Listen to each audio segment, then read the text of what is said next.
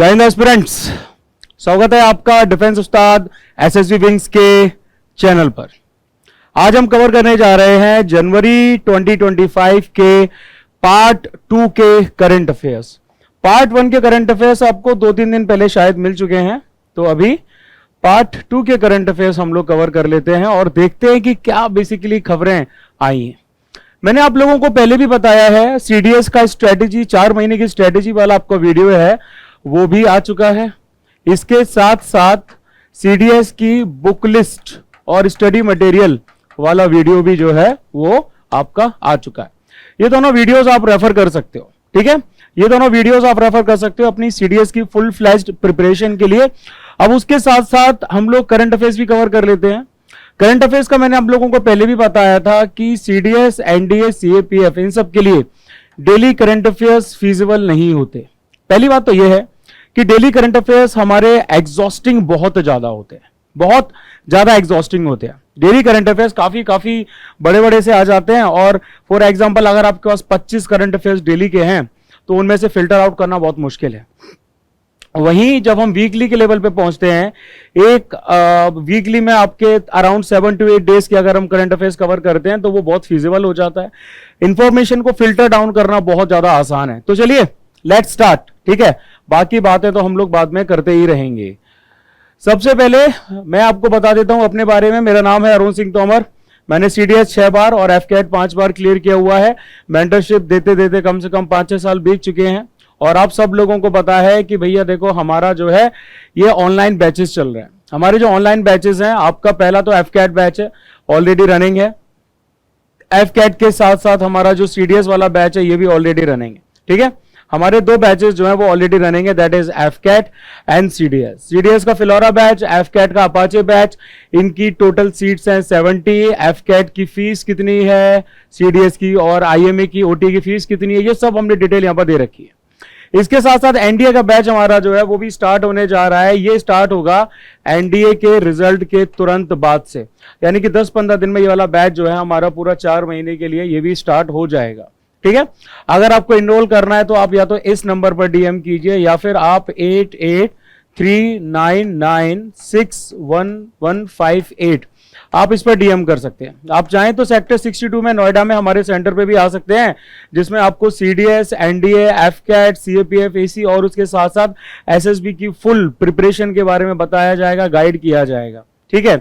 लेकिन अब हम आगे आ जाते हैं सीधे और अपने करंट अफेयर्स से स्टार्टिंग करते हैं। प्रमोशन बहुत हो गया, आप लोगों को भी लगता होगा सर प्रमोशन कर रहे हैं। प्रमोशन करना जरूरी है। जो नीडी रिक्वायर्ड बच्चे होते हैं, जिनको रिक्वायरमेंट होती है, उनके लिए बहुत ज्यादा जरूरी है।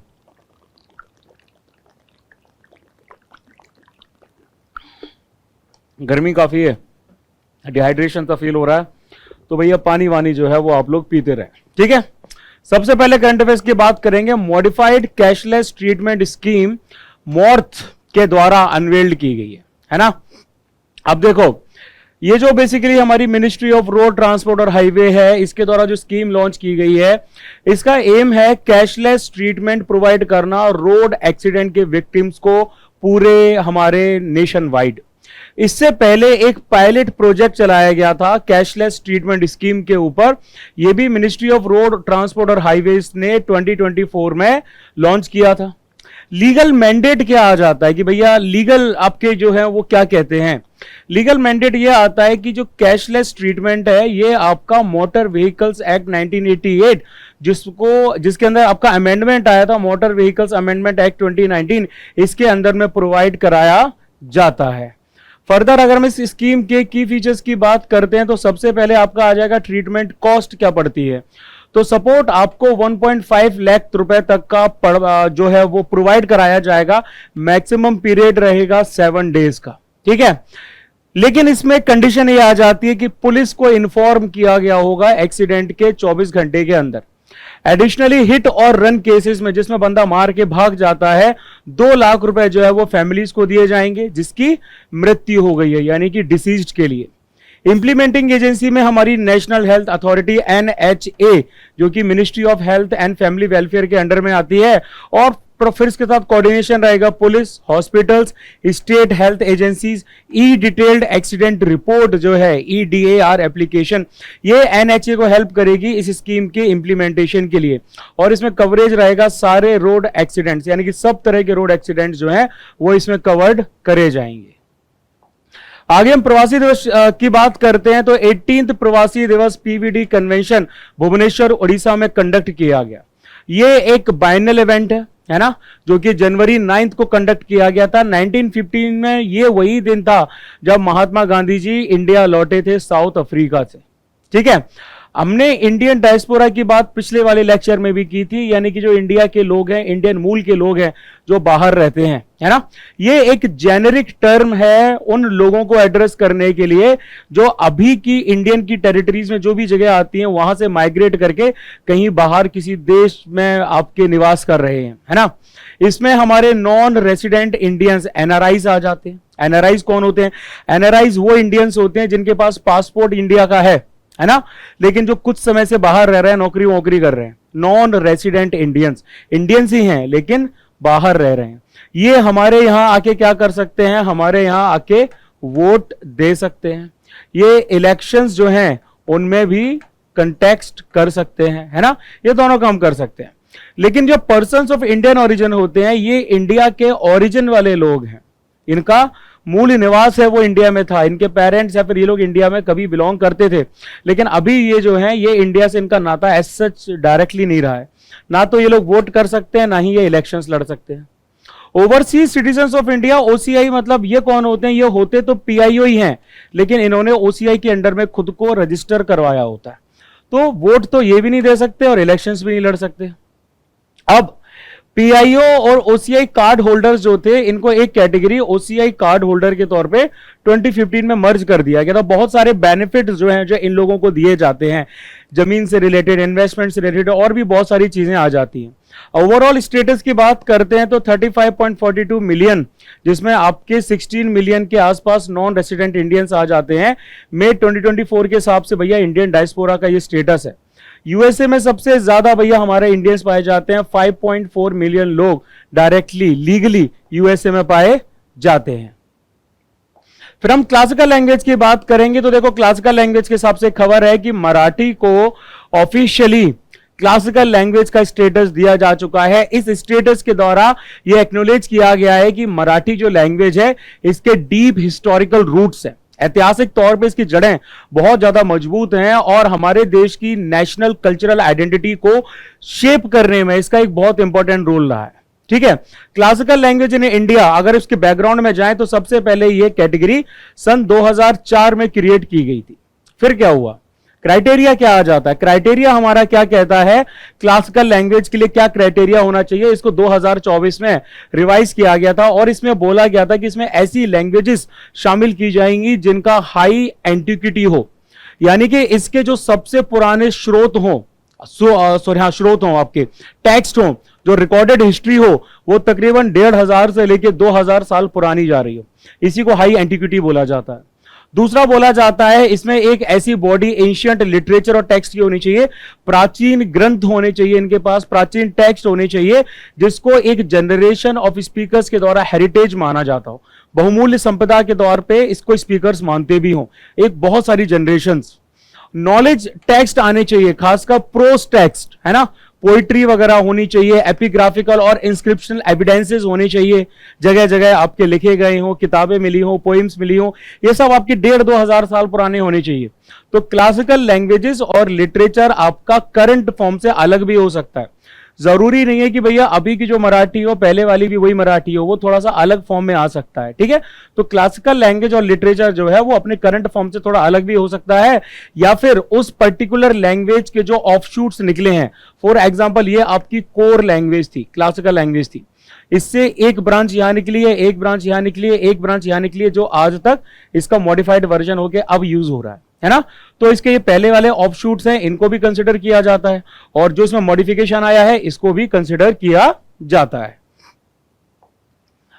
अब अगर हम बाकी लैंग्वेजेस की बात करेंगे, बाकी लैंग्वेजेस कौन सी हैं जिनको क्लासिकल स्टेटस दिया गया है, तो 6 इंडियन लैंग्वेजेस हैं, तमिल 2004, संस्कृत 2005, तेलुगु और कन्नड़ 2008, मलयालम 2013 और ओडिया को दिया है 2014 में। अभी रिसेंटली आपकी तकरीबन 6 लैंग्वेजेस को दिया गया है, पाली, प्राकृत, असमी, बंगाली और मराठी, सॉरी 5 लैंग्वेजेस को दिया है। ये 5 लैंग्वेजेस हैं जो 2024 में इनको स्टेटस दिया गया है। क्लासिकल लैंग्वेज ऑफ वर्ल्ड की बात करेंगे तो हिब्रू, जिसको आपके इजराइल वाले यूज करते हैं, ज्यूज जो हैं जो यूज करते हैं, ठीक है, ये ज्यूज की पुरानी लैंग्वेज है। संस्कृत यानी कि आर्य यानी कि वैदिक जो आपके हिंदू हैं वो यूज करते हैं, ठीक। चाइनीज तो भैया पता ही है, चाइनीज लैटिन आपके बेसिकली जो रोम वगैरह है, इटली वगैरह है, वहां की पुरानी लैंग्वेज है।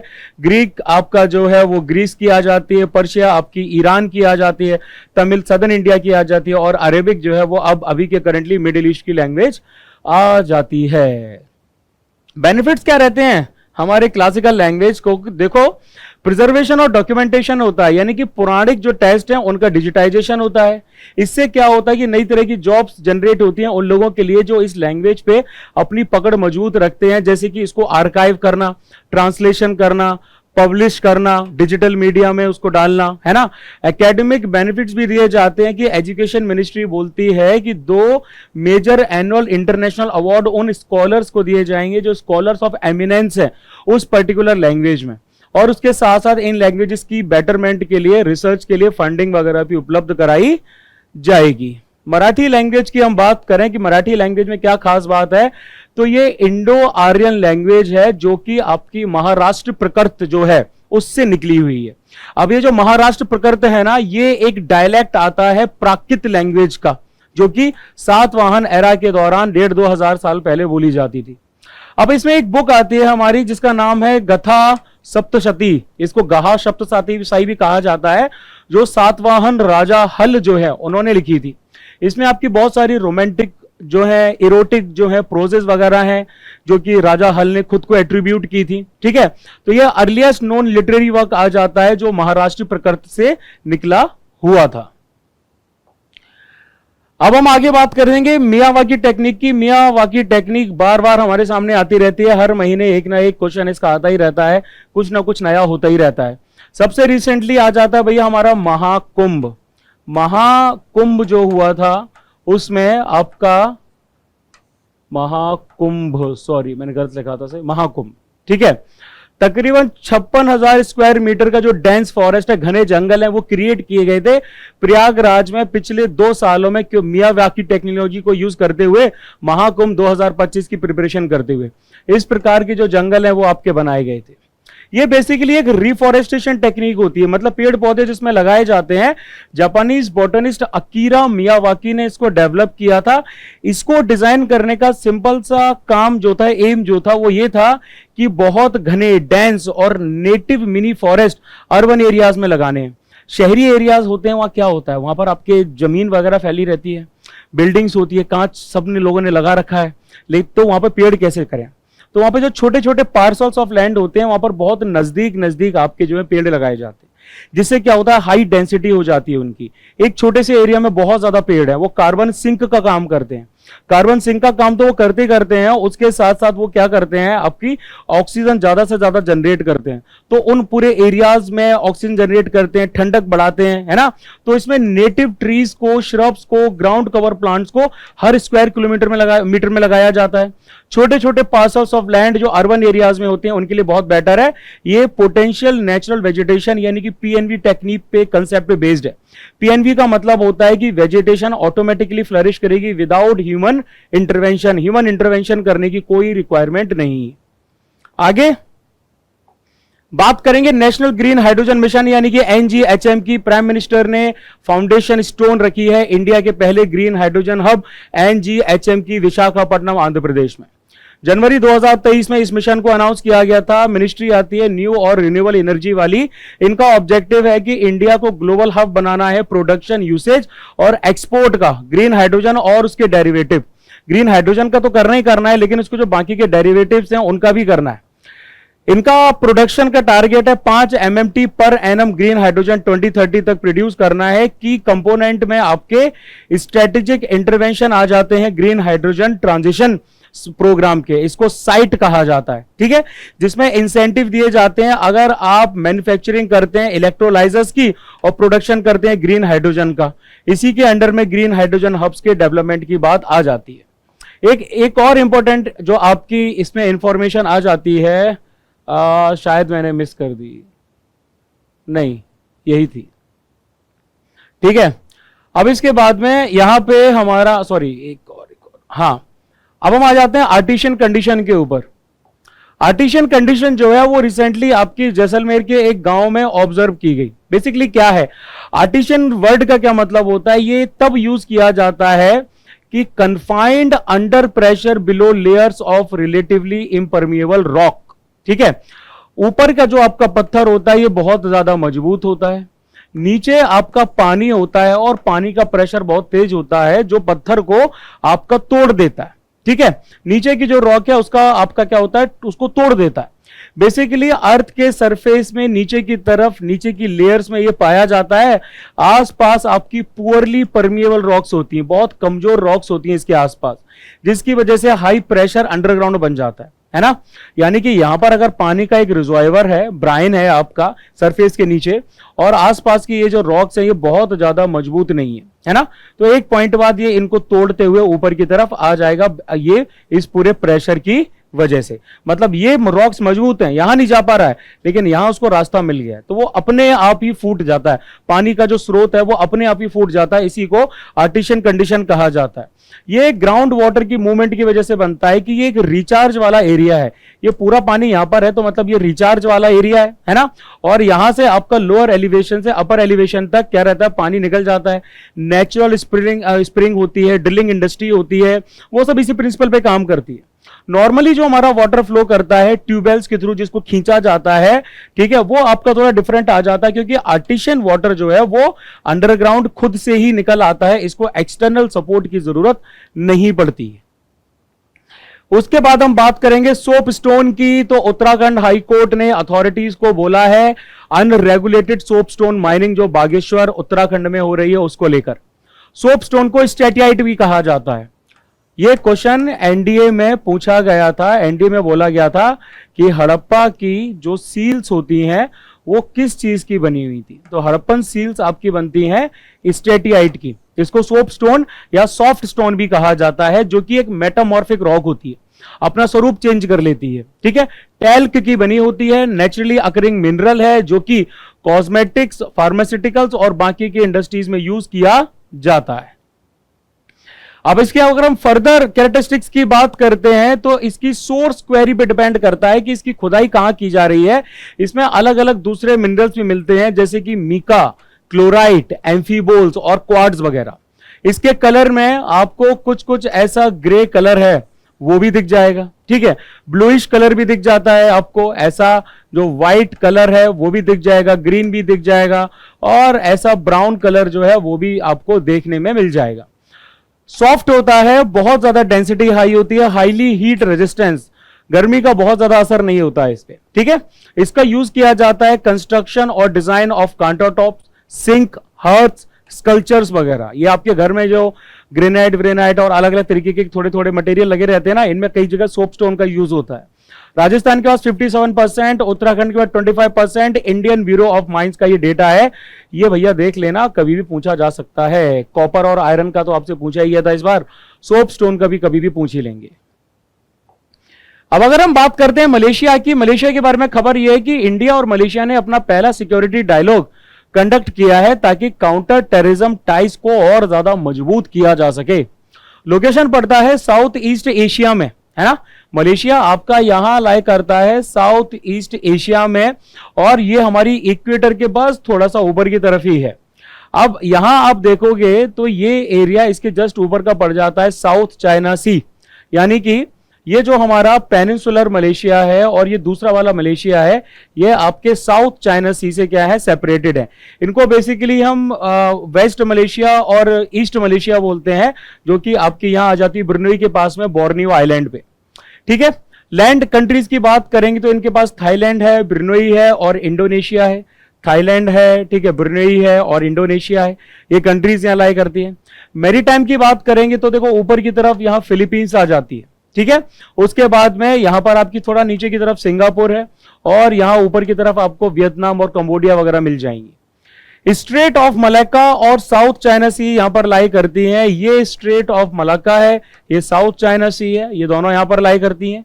मेजर माउंटेन रेंज का नाम मेन रेंज है, हाईएस्ट पीक है माउंट किनाबालू 4095 मीटर और मेजर रिवर्स में है पहांग, रजांग और किनाबटंगनान।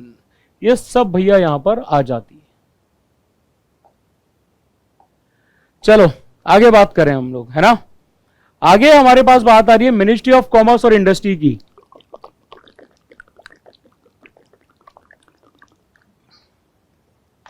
मिनिस्ट्री ऑफ कॉमर्स और इंडस्ट्री ने 8th एडिशन लॉन्च किया है national programme for organic production NPOP का।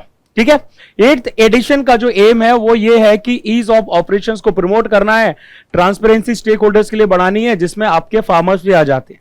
स्टेक होल्डर्स का मतलब वो सारे के सारे लोग जो इस पूरे प्रोसेस में शामिल है ना। तो ये इंडिया के ऑर्गेनिक सर्टिफिकेशन सिस्टम को मजबूत करती है। इसमें इंप्लीमेंटिंग एजेंसी आती है अपेडा, जो मिनिस्ट्री ऑफ कॉमर्स और इंडस्ट्रीज के अंडर में लाए करती है। इनका फंक्शन उसी के अंडर में रहता है।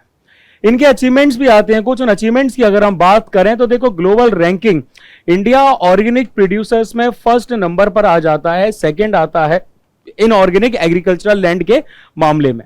Certified area, total certified area 7.3 million hectare 2023-24 के हिसाब से पहुंच चुका है। मध्य प्रदेश लीड कर रहा है, उसके बाद महाराष्ट्र और राजस्थान है। ऑर्गेनिक एक्सपोर्ट्स यानी कि हम क्या सामान बाहर भेजते हैं तो वो हमारा तकरीबन 4000 करोड़ आ जाता है और इसका हमें जो है 20,000 करोड़ अगले 3 सालों में पहुंचाना है। ऐसा हमने जो है प्रोजेक्शन रख रखा हुआ है। फर्दर आगे आते हैं, Supriyo versus union of India case 2023 की बात हम करेंगे। तो देखो, सुप्रीम कोर्ट ने कुछ रिव्यू पेटिशंस होती हैं उनको डिसमिस कर दिया है। रिव्यू पेटिशंस जो दायर की गई थी वो उस वर्डिक्ट के बारे में दायर की गई थी जो सुप्रीम कोर्ट ने सुप्रिया चक्रवर्ती वर्सेस यूओआई केस में आपका दिया था, जो फैसला उन्होंने सुनाया था। तो उस फैसले के अगेंस्ट में रिव्यू पिटीशन डाली गई थी कि भैया आप अपने फैसले पर पुनः विचार कीजिए।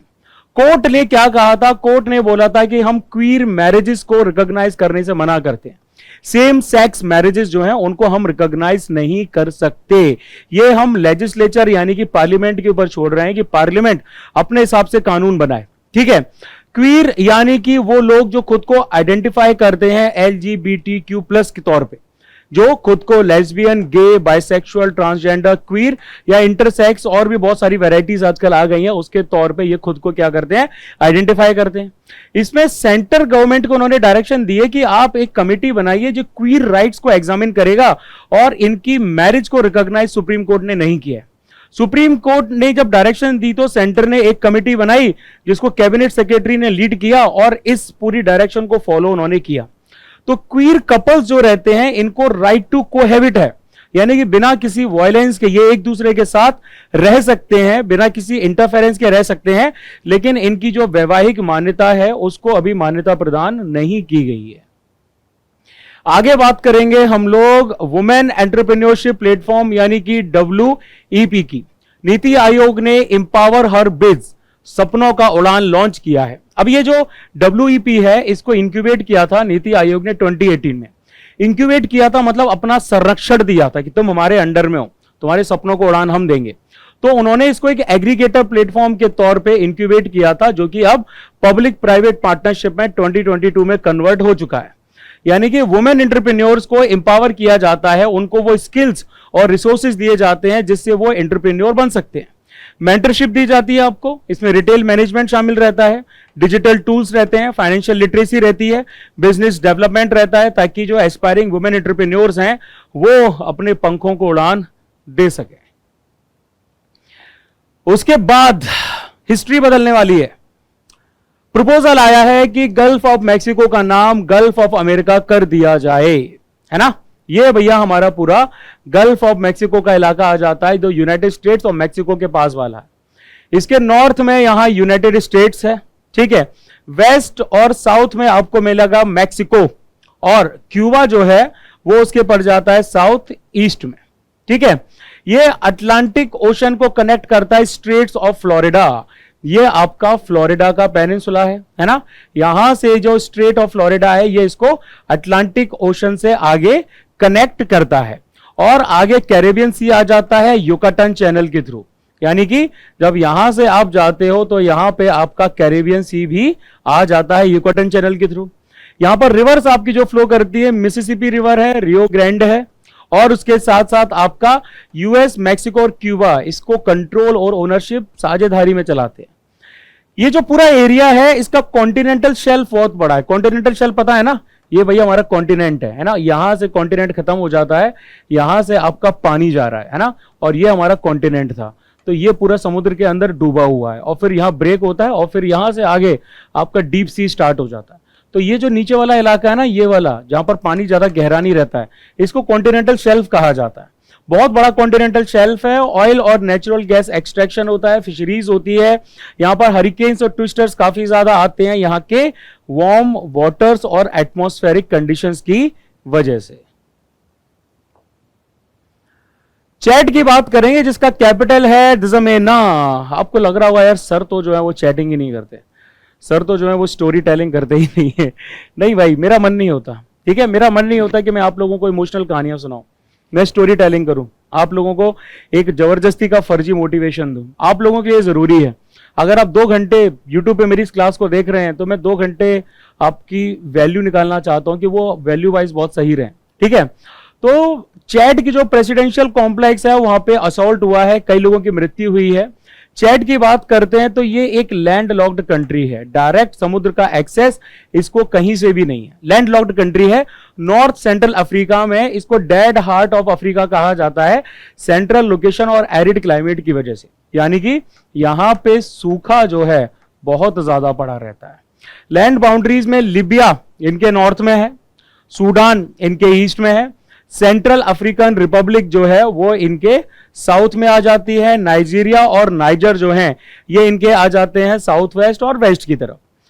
क्लाइमेट ट्रॉपिकल होता है साउथ में, यानी कि साउथ की तरफ इनका जो क्लाइमेट है वो ट्रॉपिकल है, ऊपर की तरफ इनका जो है वो डेजर्ट है। काफी ज्यादा वेट और ड्राई सीजन्स होते हैं, बारिश भी होती है और काफी ज्यादा गर्मी जो है वो भी यहां पर पड़ती है।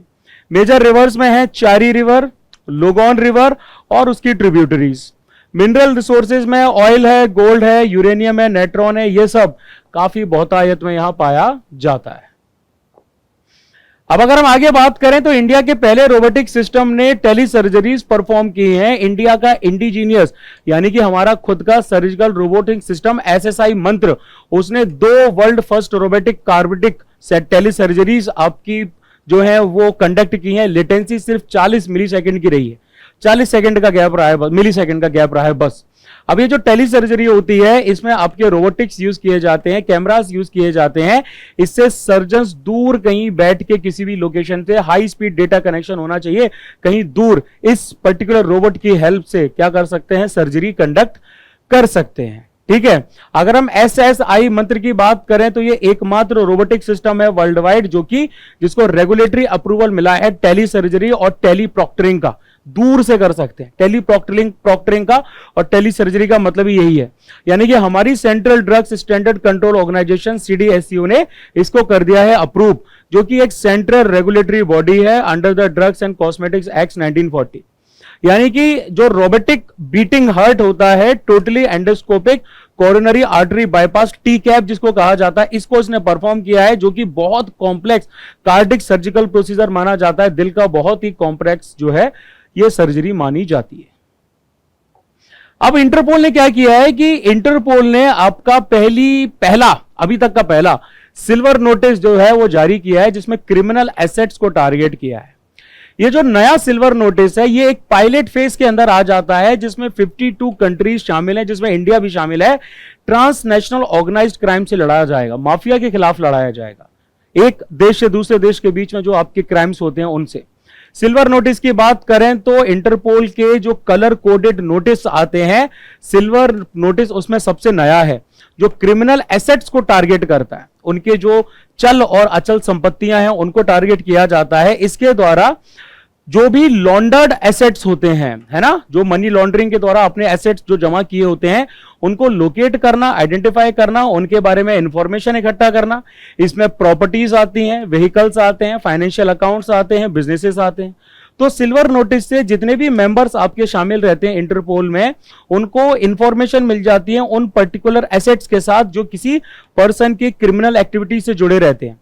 जैसे किसी ने फ्रॉड करके कुछ कमाया हो, करप्शन से, ड्रग ट्रैफिकिंग से, इन्वायरमेंटल क्राइम से, इन सब से अगर किसी ने कुछ कमाया है तो फिर वो सब इंफॉर्मेशन मेंबर कंट्रीज को मिल जाएगी। अब बाकी के इंटरपोल के नोटिस की अगर हम बात करें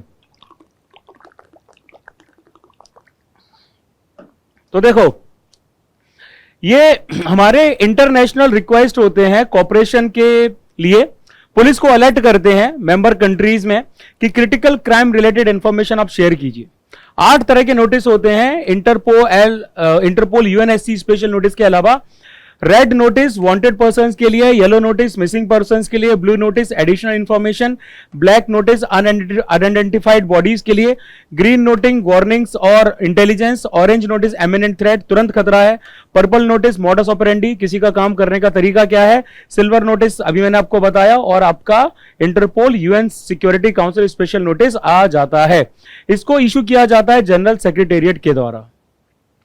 नोटिस को कौन रिक्वायर कर सकता है भैया, कौन रिक्वेस्ट कर सकता है? कोई भी मेंबर कंट्री जो इंटरपोल की है, नेशनल सेंट्रल ब्यूरो की है ना, international criminal tribunals, international criminal court जो कि जेनोसाइड, वॉर क्राइम्स और क्राइम्स अगेंस्ट ह्यूमैनिटी से रिलेटेड अगर कुछ इश्यूज हैं, यूनाइटेड नेशन भी कर सकता है सैंक्शंस को इंप्लीमेंट करने के लिए जो सिक्योरिटी काउंसिल ने लगाए हैं, ये लोग नोटिस की रिक्वेस्ट कर सकते हैं।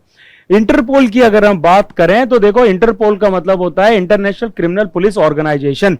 1923 में इंटरनेशनल क्रिमिनल पुलिस कमीशन के तौर पर स्थापना हुई, second international criminal police Congress Vienna Austria में। ये एकमात्र ऑर्गेनाइजेशन आ जाती है जिसके पास ये मैंडेट दे रखा है, टेक्निकल इंफ्रास्ट्रक्चर है जो कि पुलिस इंफॉर्मेशन को ग्लोबली शेयर कर सकती है मेंबर कंट्रीज के साथ। इंडिया ने 1949 में इसको ज्वाइन किया। हमारी जो सेंट्रल ब्यूरो ऑफ इन्वेस्टिगेशन है सीबीआई, वो आपकी national central bureau of India for ICPO Interpol है ना। यानी कि ये क्वेश्चन आपका सीडीएस 1 2025 में पूछा गया था और ये ऑलरेडी हमने इसमें शामिल कर लिया था। ये करंट अफेयर्स पहले वाले हैं, ये करंट अफेयर्स आपके अभी वाले नहीं हैं। अब आगे बात करते हैं, इंडिया की पॉवर्टी रेट जो है वो 5% से कम 2024 में कम हो चुकी है। एक्सट्रीम पॉवर्टी जो है, अत्यधिक गरीबी, तकरीबन खत्म हो चुकी है। एसबीआई रिपोर्ट का ऐसा कहना है, मैं नहीं कह रहा भाई, है ना। रिसेंट पॉवर्टी के जो एस्टिमेट्स निकाले गए हैं वो उस डेटा के द्वारा सपोर्ट किए गए हैं जो गवर्नमेंट के कंजप्शन एक्सपेंडिचर सर्वे से निकाला गया है। अब ये जो नए पॉवर्टी के आपके एस्टिमेट्स है, इनका क्या सीन है? इनका सिंपल सा सीन है, ये इन्फ्लेशन एडजस्टमेंट पे बेस्ड है। 2011-12 की जो गरीबी रेखा, जो पॉवर्टी लाइन आपकी कंप्यूट की गई थी सुरेश तेंदुलकर कमेटी के द्वारा। क्या कहा था इन लोगों ने? देखो, इस रिपोर्ट की अगर हम की फाइंडिंग्स की बात करते हैं तो रूरल पॉवर्टी, ग्रामीण जो गरीबी है, वो आपकी 4.86% कम हो चुकी है।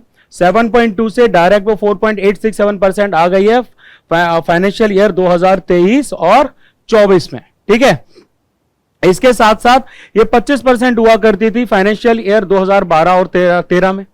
अर्बन पॉवर्टी की बात करें तो वो 4.60 से डायरेक्ट 4.09 आ चुकी है। 13% हुआ करती थी फाइनेंशियल ईयर 2012-13 में। इस इंप्रूवमेंट के रीजन क्या है? पहली बात तो यह है कि जो बॉटम 5% हमारी पॉपुलेशन का है, इसमें हाई कंजप्शन ग्रोथ है, चीजों को ज्यादा कंज्यूम इन लोगों ने करना स्टार्ट किया है। इससे पॉवर्टी लाइन में एक शिफ्ट देखा गया है। आप जितना ज्यादा कंजप्शन करेंगे, आप पॉवर्टी लाइन के अंदर नहीं रह पाएंगे। कंजप्शन तो तभी कर पा रहे हैं ना जब आपके पास में पैसा है। तो ये एक बेसिक प्रिंसिपल है। पॉवर्टी लाइन यानी कि गरीबी रेखा का मतलब रहता है, ये गरीबी रेखा है तो इसका ये मतलब रहता है कि मिनिमम एक्सपेंडिचर या इनकम जो आपको एक बास्केट ऑफ गुड्स और सर्विसेज खरीदने के लिए चाहिए, अगर आपको आपकी बेसिक ह्यूमन नीड्स पूरी करनी है तो आपको इतने पैसे तो सस्टेन करने के लिए चाहिए ही चाहिए। अगर इससे कम पैसे आपके पास रहते हैं तो आप गरीबी रेखा के अंदर हैं, अदरवाइज आप गरीबी रेखा के ऊपर कहलाते हैं। तो इंडिविजुअल्स जिनका इनकम इस थ्रेशोल्ड से कम रहता है उनको पुअर यानी कि गरीब के तौर पे रेफर किया जाता है। अब अगर हम मेजर कमिटीज की बात करें जो इंडिया में बनाई गई हैं, इनके हिसाब से पॉवर्टी एस्टिमेशन का क्या सीन है? लकड़ावाला कमेटी आपकी आई थी, अलग लकड़ावाला कमेटी 1993। इन्होंने बोला था कि पॉवर्टी को जब हम कैलकुलेट करते हैं तो उसमें कंजप्शन एक्सपेंडिचर देखना चाहिए जो कैलोरी इंटेक के बेसिस पे होना चाहिए। कि आप कितना कैलोरी इनटेक कर रहे हैं, आप कितना कैलोरी आप अंदर ले रहे हैं, उसके बेसिस पे देखो, आप इसको एक पैरामीटर बनाओ। जबकि तेंदुलकर कमेटी 2009 जो था वो उन्होंने कैलोरी बेस्ड पॉवर्टी लाइन वाले फॉर्मूला से दूर हटे और उन्होंने uniform all India urban poverty line basket जो है वो स्टार्ट किया, जो सारे शहरों के लिए रहेगा अर्बन लेवल पे। रंगराजन कमेटी 2014 की आई है, उन्होंने सेपरेट रूरल और अर्बन पॉवर्टी लाइन स्टेब्लिश की हैं, आपकी स्टेट स्पेसिफिक इनटेक जो है वो भी इन्होंने शामिल करे हैं। आगे हम बात करेंगे नेशनल रिवर ट्रैफिक और नेविगेशन सिस्टम NRTNS लॉन्च किया गया है। NRTNS आपका सेफ्टी को प्रमोट करेगा, स्मूथ ऑपरेशन जो है इनलैंड वेसल्स जो हमारे देश के अंदर ही नदियों में इन सब जगह पर चलते हैं, ठीक है। ये आपका लॉन्च किया गया है second meeting of inland waterways development council IWDC की मीटिंग में। IWDC को 2023 में सेटअप किया गया था, अपेक्स मीटिंग प्लेटफॉर्म है ताकि प्रमोशन और प्रोपोगेशन इनलैंड वाटरवेज का इंडिया में किया जा सके, ठीक है। ये बेसिक सी चीज है। ऐसा क्यों लग रहा है बाहर बारिश स्टार्ट हो गई है? नहीं हुई है। इनलैंड वाटरवेज की बात करते हैं, 111 वाटरवेज इंडिया के आ जाते हैं जिनको नेशनल वाटरवेज घोषित किया गया है। जैसे हमारे नेशनल हाईवेज आते हैं वैसे ही नेशनल वाटरवेज भी हैं। नेशनल वाटरवेज एक्ट 2016 के अंडर में इनको घोषित किया जाता है। इंपॉर्टेंट में NW1 Haldia Prayagraj Ganga Bhagirathi Hooghly river system पर बेस्ड है। NW2 धुबरी सदिया ब्रह्मपुत्र रिवर पर बेस्ड है। इंस्टीट्यूशनल स्ट्रक्चर में देखा जाए तो inland waterways authority of India IWAI, जिसको IWAI एक्ट 1985 के अंडर में स्टैब्लिश किया गया, जो कि रेगुलेशन और डेवलपमेंट नेशनल वाटरवेज का देखता है। इंडिया के पास 14,500 किलोमीटर नेविगेबल वाटरवेज हैं। नेविगेबल वाटरवेज का मतलब होता है जिन पे आपकी नाव या छोटे मोटे शिप्स वगैरह चलाए जा सकते हैं। इसमें रिवर कैनाल्स, बैक वाटर्स और क्रीक्स वगैरह आ जाते हैं। ये कुछ इनिशिएटिव्स हैं जिसके द्वारा इनलैंड वाटरवेज को आपका इनहेंस किया गया है। मल्टी मोडल टर्मिनल्स बनाए गए हैं, सेफ वेसल मूवमेंट के लिए इनलैंड वेसल्स एक्ट 2021 है, जल वाहक स्कीम है कार्गो डिलीवरी के लिए वाटरवेज के थ्रू, और रिवर क्रूज टूरिज्म है, गंगा विलास वगैरह वगैरह वगैरह। अब उसके बाद में क्या होता है कि जंगली आग जो है, वाइल्ड फायर जो है, लॉस एंजल्स कैलिफोर्निया में देखी गई है, बहुत ज्यादा हुई थी। आपको पता है कि जॉय बिडेन के जाते जाते और ट्रंप के आते आते इस तरह की जो वाइल्ड फायर्स हैं ये लॉस एंजल्स में आई थी। सोशल मीडिया पे काफी आपने देखा होगा, ठीक है।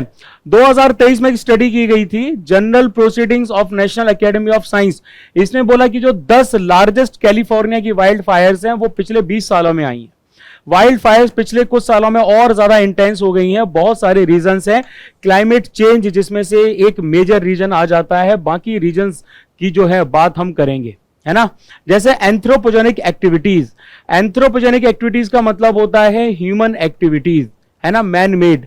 यानी कि 85% फॉरेस्ट फायर्स यूएस में ह्यूमंस के द्वारा स्टार्ट की गई हैं, या तो डेलिबरेटली जानबूझकर समझकर, या एक्सीडेंटली, ऐसा यूएस फॉरेस्ट सर्विस का डेटा है।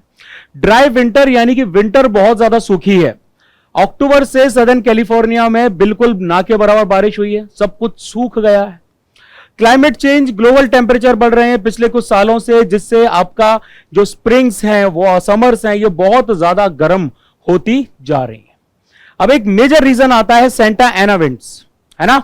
ये जो विंड्स हैं ये अक्टूबर से लेकर जनवरी तक ब्लो करती हैं प्रेशर डिफरेंस की वजह से ग्रेट बेसिन में।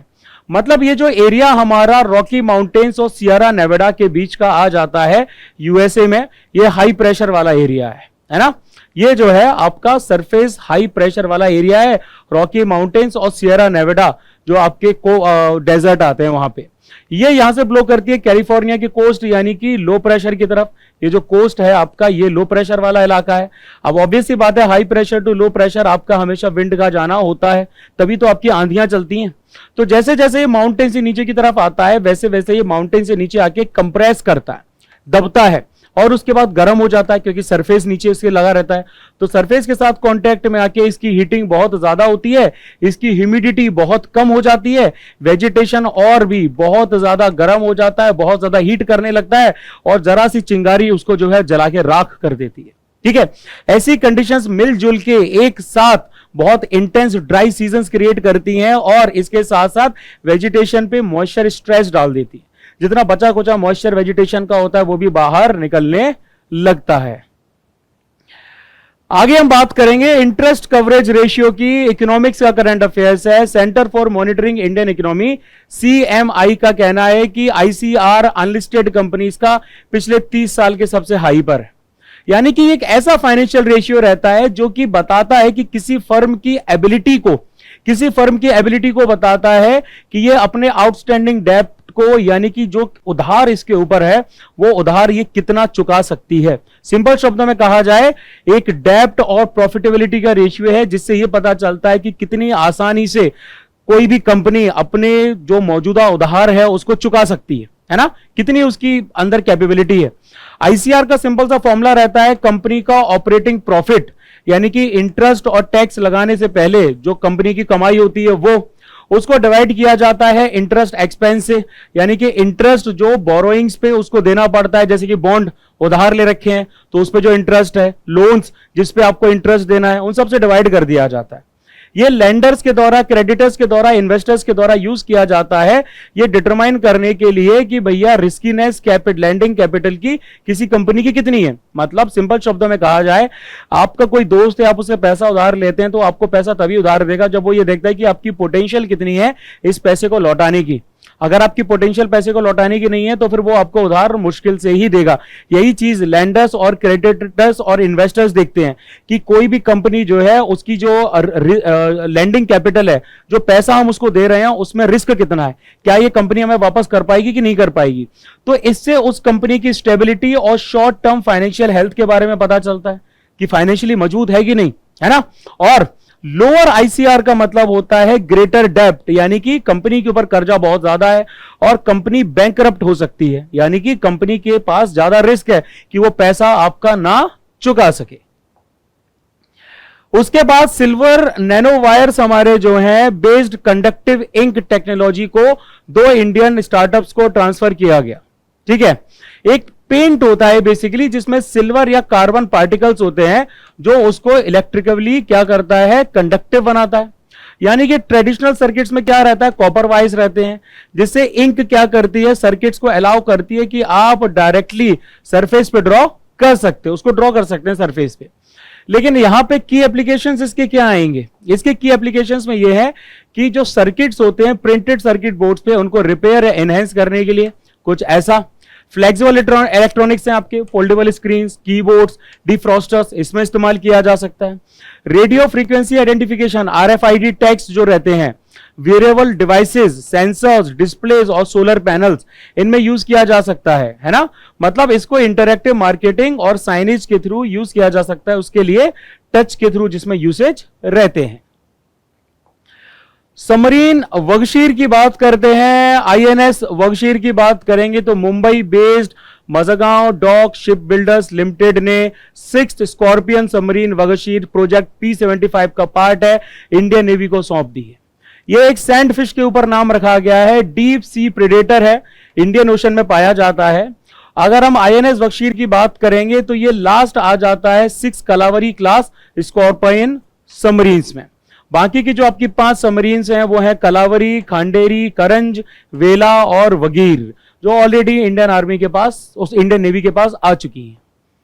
प्रोजेक्ट P-75 की बात करें तो ये जो प्रोजेक्ट है इसके अंडर में इंडिया फ्रांस की स्कॉर्पियन क्लास सबमरीन्स को क्या कर रहा है, बिल्ड कर रहा है। डीजल इलेक्ट्रिक प्रोपल्शन सिस्टम होते हैं इनके पास। हमारा खुद का indigenously developed air independent propulsion AIP system होता है। AIP system non nuclear submarines को अलाउ करता है कि आप जरूरत से ज्यादा लंबे पीरियड के लिए पानी के अंदर डूबे रह सकें। ठीक है, फर्दर हम बात करेंगे ग्रेविटेशनल लेंसिंग यानी कि GL की। बहुत ही इंपॉर्टेंट कंसेप्ट है फिजिक्स का। डरहम यूनिवर्सिटी यूके में इन्होंने 44 प्रीवियसली अननोन स्टार्स, एक क्लस्टर ऑफ गैलेक्सीज के पीछे छुपे पाए हैं, है ना। ये हमारा गैलेक्सी का क्लस्टर है, इसके पीछे 44 के आसपास अननोन स्टार्स उन्होंने ढूंढ निकाले। अब ये ग्रेविटेशनल लेंसिंग कब होता है, जब आपके मैसिव ऑब्जेक्ट डिस्टॉर्ट और मैग्नीफाई कर देते हैं लाइट को, जो उनके पीछे के ऑब्जेक्ट से आती है ना। इनके पीछे के ऑब्जेक्ट से जो लाइट आ रही है वो ये जो आपके मैसिव ऑब्जेक्ट्स हैं ये उसको डिस्टॉर्ट कर देते हैं। जैसे कि कोई पर्टिकुलर गैलेक्सी या फिर क्वाजर यानी कि ये कॉस्मिक टेलीस्कोप की तरह एक्ट करते हैं और डिस्टेंट गैलेक्सीज को ब्राइटर अपीयर करवा देते हैं। यहां पे भैया हमारा एक गैलेक्सी है, इसके पीछे की जो गैलेक्सी है उसको ये क्या करते हैं, अपने थ्रू दिखवाते हैं, यानी कि इनके थ्रू आप जो है वो उसको देख सकते हो। ये तब होता है कि आपका जो ऑब्जेक्ट का मास है वो स्पेस और टाइम को कर्व कर देता है, जिससे लाइट आपकी एक कर्व्ड पाथ में ट्रेवल करती है ना। ऐसे की जगह लाइट क्या करती है, ऐसे इस पाथ में ट्रेवल करती है। तो आइंस्टीन की जनरल थ्योरी ऑफ रिलेटिविटी के हिसाब से मास जो रहता है वो स्पेस टाइम में कर्व कर देता है। लाइट क्या करती है, कर्वेचर ऑफ स्पेस टाइम को फॉलो करती है। इसका की इफेक्ट आ जाता है मैग्निफिकेशन, जिससे हम दूर दूर की डिस्टेंट फेंट ऑब्जेक्ट्स को ज्यादा ब्राइट तरीके से, ज्यादा क्लियर तरीके से देख सकते हैं। आप ऐसा समझ लीजिए कि आप एक लेंस के थ्रू देख रहे हैं, तो इसीलिए तो इसको ग्रेविटेशनल लेंसिंग का नाम दिया है। हबल स्पेस टेलीस्कोप जो है इस इफेक्ट को स्टडी करता है, यूज करता है नॉर्मल रेंज से जो दूर की आपकी गैलेक्सीज हैं उनको स्टडी करने के लिए। United nation world economics situation और प्रोस्पेक्ट्स रिपोर्ट 2025 की अगर हम बात करते हैं तो यूनाइटेड नेशंस ने अपनी फ्लैगशिप रिपोर्ट को पब्लिश किया है, world economic situation and prospects 2025। UN department of economic और सोशल अफेयर्स के द्वारा जारी की जाती है, यूएन डेसा। पार्टनरशिप रहती है UN conference on trade and development यानी कि यूएनसीटीएडी, और 5 यूनाइटेड नेशन की रीजनल कमीशंस भी इसमें शामिल रहते हैं। कुछ की फाइंडिंग्स की बात करेंगे हम इनकी। Global subdued growth, trade Wars चल रहे हैं, ठीक है, चाइना, इंडिया, यूएस, इन सब के बीच में टेंशंस बढ़ रही हैं। हाई डेप्ट बर्डन्स है, सब पे उधारी आ चुकी है। जियोपॉलिटिकल रिस्क चल रहे हैं, रशिया यूक्रेन का वॉर चल रहा है, इंडिया पाकिस्तान का एस्केलेट हो रहा है, बहुत सारी चीजें हो रही हैं। इससे ग्रोथ आपकी कम हो चुकी है ना। इन्फ्लेशन भले ही कम है, महंगाई भले ही कम है, मॉनेटरी ईजिंग मेजर्स सरकारों के द्वारा लगाए गए हैं, पैसा मार्केट में फूंका जा रहा है, लेकिन उसके बाद भी आपका क्या है, ग्रोथ कम हो चुकी है। ये आपकी जो सस्टेनेबल डेवलपमेंट गोल्स होते हैं उसकी प्रोग्रेस को इसने कम किया है। तो ग्लोबल इकोनॉमिक ग्रोथ आपकी फोरकास्ट 2.8% पे 2025 के लिए और 2026 के लिए 2.9% आपका मात्र किया है, ठीक है। तो ग्लोबल इकोनॉमी का क्या पर्सपेक्टिव है 24, 25, 26 में। एडवांस्ड इकोनॉमीज का क्या रहेगा 24, 25, 26 में। इमर्जिंग मार्केट और डेवलपिंग इकोनॉमीज इंडिया जैसी 2025, 26, 24 इन सब में, ठीक है। उसके बाद इसमें जीडीपी पर कैपिटा के बारे में भी बताया है कि पर इंसान के हिसाब से जीडीपी कितनी आपकी हो रही है। तो ये भी आपको Africa, east Asia, south Asia, western Asia, Latin America और Caribbean, least developing countries, small island developing states या लैंडलॉक्ड डेवलपिंग कंट्रीज के पर्सपेक्टिव से बताया गया है। छोटे छोटे टेबल्स हैं, आप इनको स्टडी करना चाहो बहुत नॉर्मल से आपको पढ़ेंगे। इंडिया स्पेसिफिक फाइंडिंग्स की बात करते हैं तो India fastest growing large economy आ जाता है वर्ल्ड में। इंडिया की जो इकोनॉमी है वो 6.6% के हिसाब से 2025 में एक्सपेंड करेगी, ठीक है। प्राइमरीली सॉलिड प्राइवेट कंजप्शन, यानी कि हमारे जो लोग हैं वो काफी ज्यादा चीजें कंज्यूम कर रहे हैं, इन्वेस्टमेंट की ग्रोथ हो रही है, लोग इन्वेस्टमेंट बहुत कर रहे हैं, हमारा लेबर मार्केट बहुत मजबूत है, स्ट्रॉन्ग इंप्लॉयमेंट इंडिकेटर्स है, यानी कि लोगों की नौकरियां कहीं नहीं जा रही हैं, labour force participation record high पे पहुंच चुका है, लोग काफी ज्यादा नौकरियों में इन्वॉल्व हो रहे हैं। रिजर्व बैंक ऑफ इंडिया की 2024 की यह रिपोर्ट ऐसा ही प्रोजेक्शन देती है। अब राखी गृही जो कि एक हड़प्पन साइट है, यहां पे मड ब्रिक स्टेडियम पाया गया है जो ईंट का बना हुआ है, लेकिन ये ईंट मिट्टी की ईंट है। मड ब्रिक बेसिकली क्या होती है, आपने मिट्टी ली, मिट्टी को आपने ऐसे ब्लॉक्स में बनाया और उसको धूप में सूखने के लिए रख दिया, ड्राई कर दिया, और इसको फिर आपने ब्रिक के तौर पे यूज किया घर वगैरह बनाने के लिए। तो आर्कियोलॉजिस्ट ने एक मड ब्रिक स्टेडियम पाया है जिसमें काफी प्रिसाइज इंजीनियरिंग है।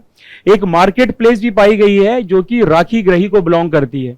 राखी गृही मैच्योर पीक हड़प्पन फेज को बिलोंग करता है, जो कि आपका तकरीबन आपका 500 से लेके 700 साल तक का टाइम पीरियड रहा था।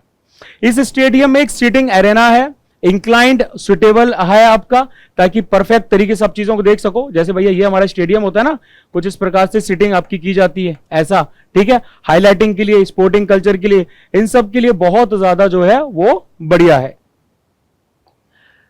आगे राखी गृही जो है ये वन ऑफ द लार्जेस्ट और ओल्डेस्ट नोन हड़प्पन साइट है। ये हिसार में, हरियाणा में लाई करती है, ठीक है। घग्गर हाकरा रिवर प्लेन जो आपका आता है, जो आपकी पुरानी घग्गर रिवर और हाकरा रिवर वगैरह जो जहां से चलती थी, वहीं पर ये लाई करता है।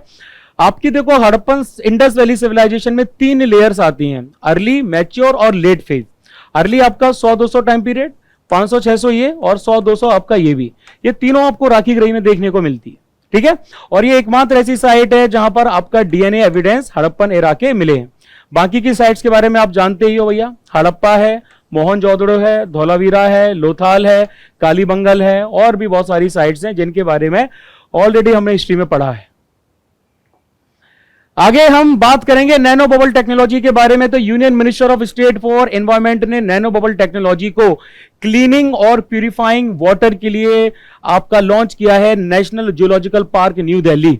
ये जो नैनो बबल्स होते हैं ना, ये आपके 70 से लेके 120 नैनोमीटर्स के साइज में होते हैं, जो कि 2,500 टाइम्स स्मॉलर रहते हैं सिंगल ग्रेन ऑफ सॉल्ट के, ठीक है।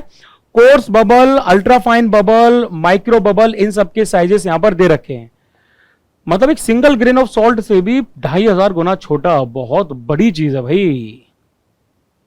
देखो, नैनो बबल्स का एक स्ट्रॉन्ग नेगेटिव सरफेस चार्ज होता है, जो इनको आपस में कोएल्स करने से, आपस में एक दूसरे से मिलने में मना करता है, और इनेबल करता है कि ये फिजिकली सेपरेट स्मॉल पार्टिकल्स के तौर पे सस्टेन कर सकें, और ड्रॉपलेट्स के तौर पे emulsified fats, oils, grease from water से, ठीक है। इनका जो हाइड्रोफोबिक नेचर होता है, यानी कि पानी से जो डरने की इनकी एबिलिटी होती है, हाइड्रोफोबिक मतलब पानी से डरना, तो ये पानी के साथ मिलते नहीं है। तो हाइड्रोफोबिक जो नेचर होता है नैनो बबल्स का, ये इनके सरफेस चार्ज के साथ में जब कंबाइंड किया जाता है, तो इससे ऑर्गेनिक और इनऑर्गेनिक मटेरियल्स को लिफ्ट ऑफ किया जा सकता है उन सरफेस से, जो कि सर्फेक्टेंट्स के सिमिलर ही होते हैं। इसका एप्लीकेशंस में वाटर प्यूरिफिकेशन, एग्रीकल्चर यानी कि इरिगेशन वाटर में आप ऑक्सीजन बढ़ा सकते हो, health care, food industry, industrial cleaning, इन सब में आराम से इस्तेमाल कर सकते हो। ये बेसिकली लार्जर बबल्स और नैनो बबल्स का एक बेसिकली जो क्या बोलते हैं फीचर होता है वो है, ठीक है। और बाकी नैनो बबल्स जो है वो आपके ब्राउनियन मूवमेंट जो रहता है उसको फॉलो करते हैं। अब हम क्यूबा की बात करेंगे, जिसकी कैपिटल है हवाना।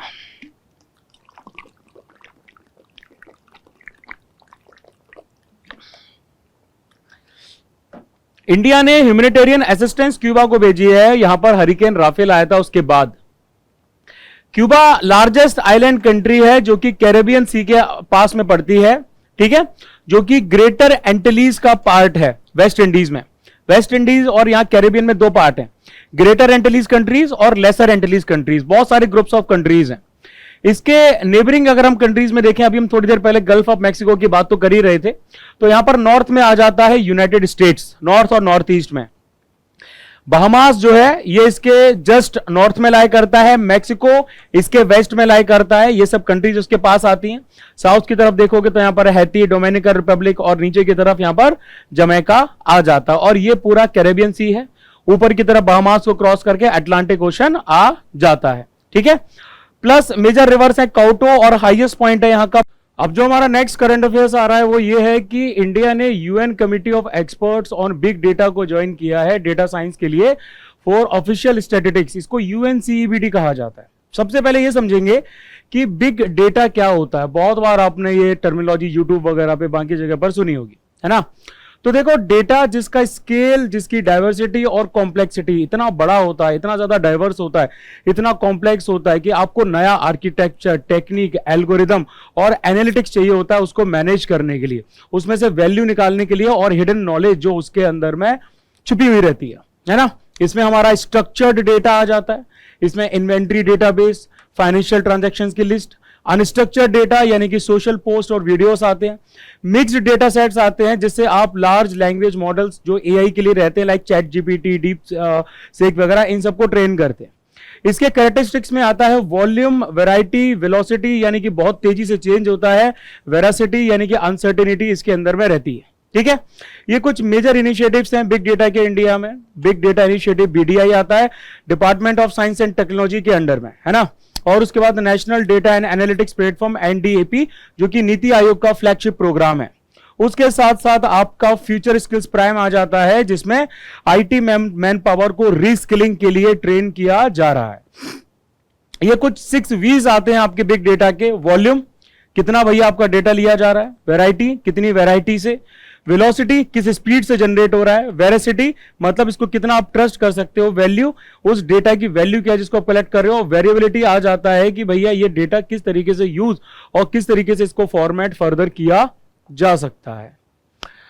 अब ये जो यूएन कमेटी है हमारी बिग डेटा और डेटा साइंस पे ऑफिशियल स्टैटिस्टिक्स की, यूएनसीईबीडी, 2014 में ऑस्ट्रेलिया जो है इसका पहला चेयरमैन था। उसके तौर पे इसकी स्टार्टिंग हुई थी। एक स्ट्रेटेजिक विजन देना है, डायरेक्शन देना है, कोऑर्डिनेशन देना है पूरे ग्लोबल प्रोग्राम को, जो big data for official statistics पे बेस्ड है। इसमें 2030 के एजेंडा जो हमारा सस्टेनेबल डेवलपमेंट गोल्स हैं उसका भी आ जाता है। मेंबरशिप में 31 मेंबर स्टेट्स हैं, 16 इंटरनेशनल ऑर्गेनाइजेशंस हैं, जिसमें इंडिया भी शामिल आ जाती है।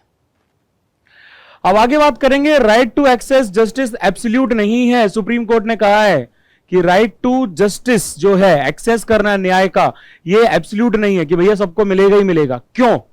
सुप्रीम कोर्ट ने बोला है कि ये जो right to access to justice जो है हमारी डेमोक्रेसी का कॉर्नरस्टोन है, स्तंभ समझ लो आप इसको। लेकिन सुप्रीम कोर्ट ने एक पेनल्टी लगाई है एक पेटिशनर पे जो मल्टीपल फ्रिवलस लिटिगेशन, फ्रिवलस मतलब उल जुलूल मुकदमे दायर कर रहा था, लिटिगेशंस दायर कर रहा था, जिससे जुडिशियल सिस्टम ऑलरेडी बर्डन हो गया। हमारा जुडिशियल सिस्टम बहुत भार में दबा हुआ है, बहुत केसेस हैं, समर वैकेशंस भी मनानी है और भी बहुत सारे काम करने हैं, है ना। आतंकवादियों के लिए रात को 2 बजे कोर्ट भी खोलना है तो थक जाते हैं लोग, कुछ लोग जो है वो थक जाते हैं, है ना।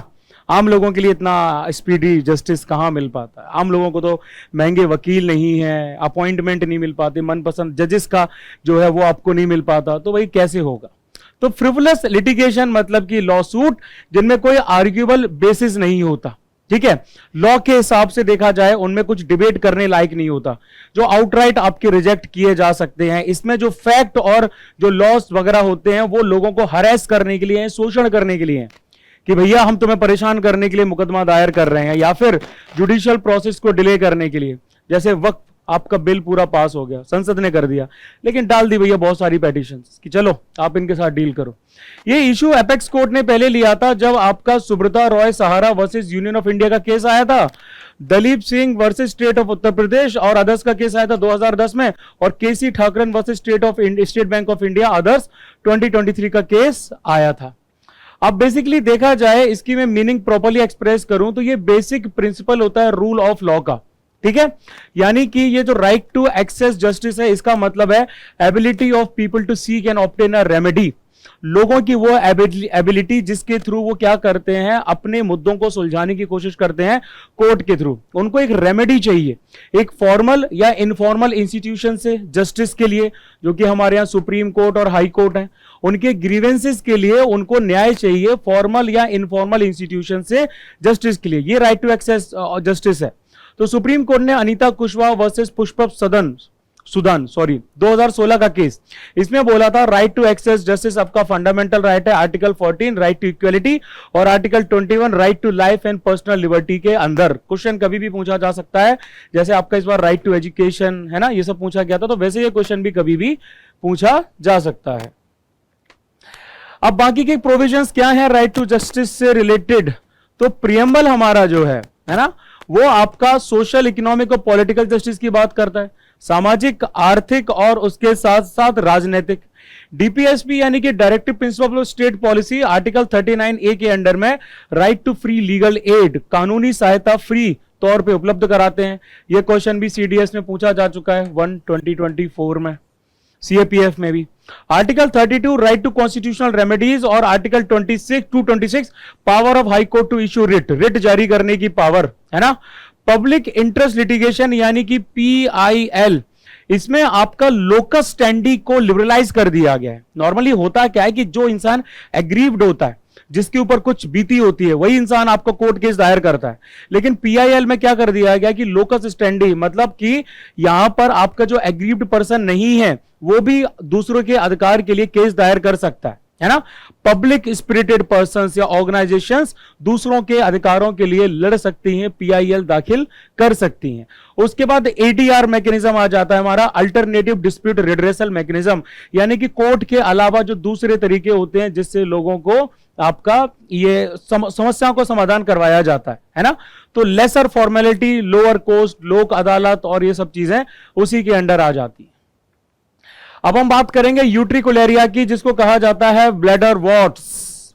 हमारा एक प्लांट है यूट्रिकुलेरिया, राजस्थान के केवलादेव नेशनल पार्क में लार्ज नंबर में पाया गया है। केवलादेव यहां पड़ता है, ये यूपी से लगा हुआ है, ये केवलादेव भरतपुर के पास में, ठीक है।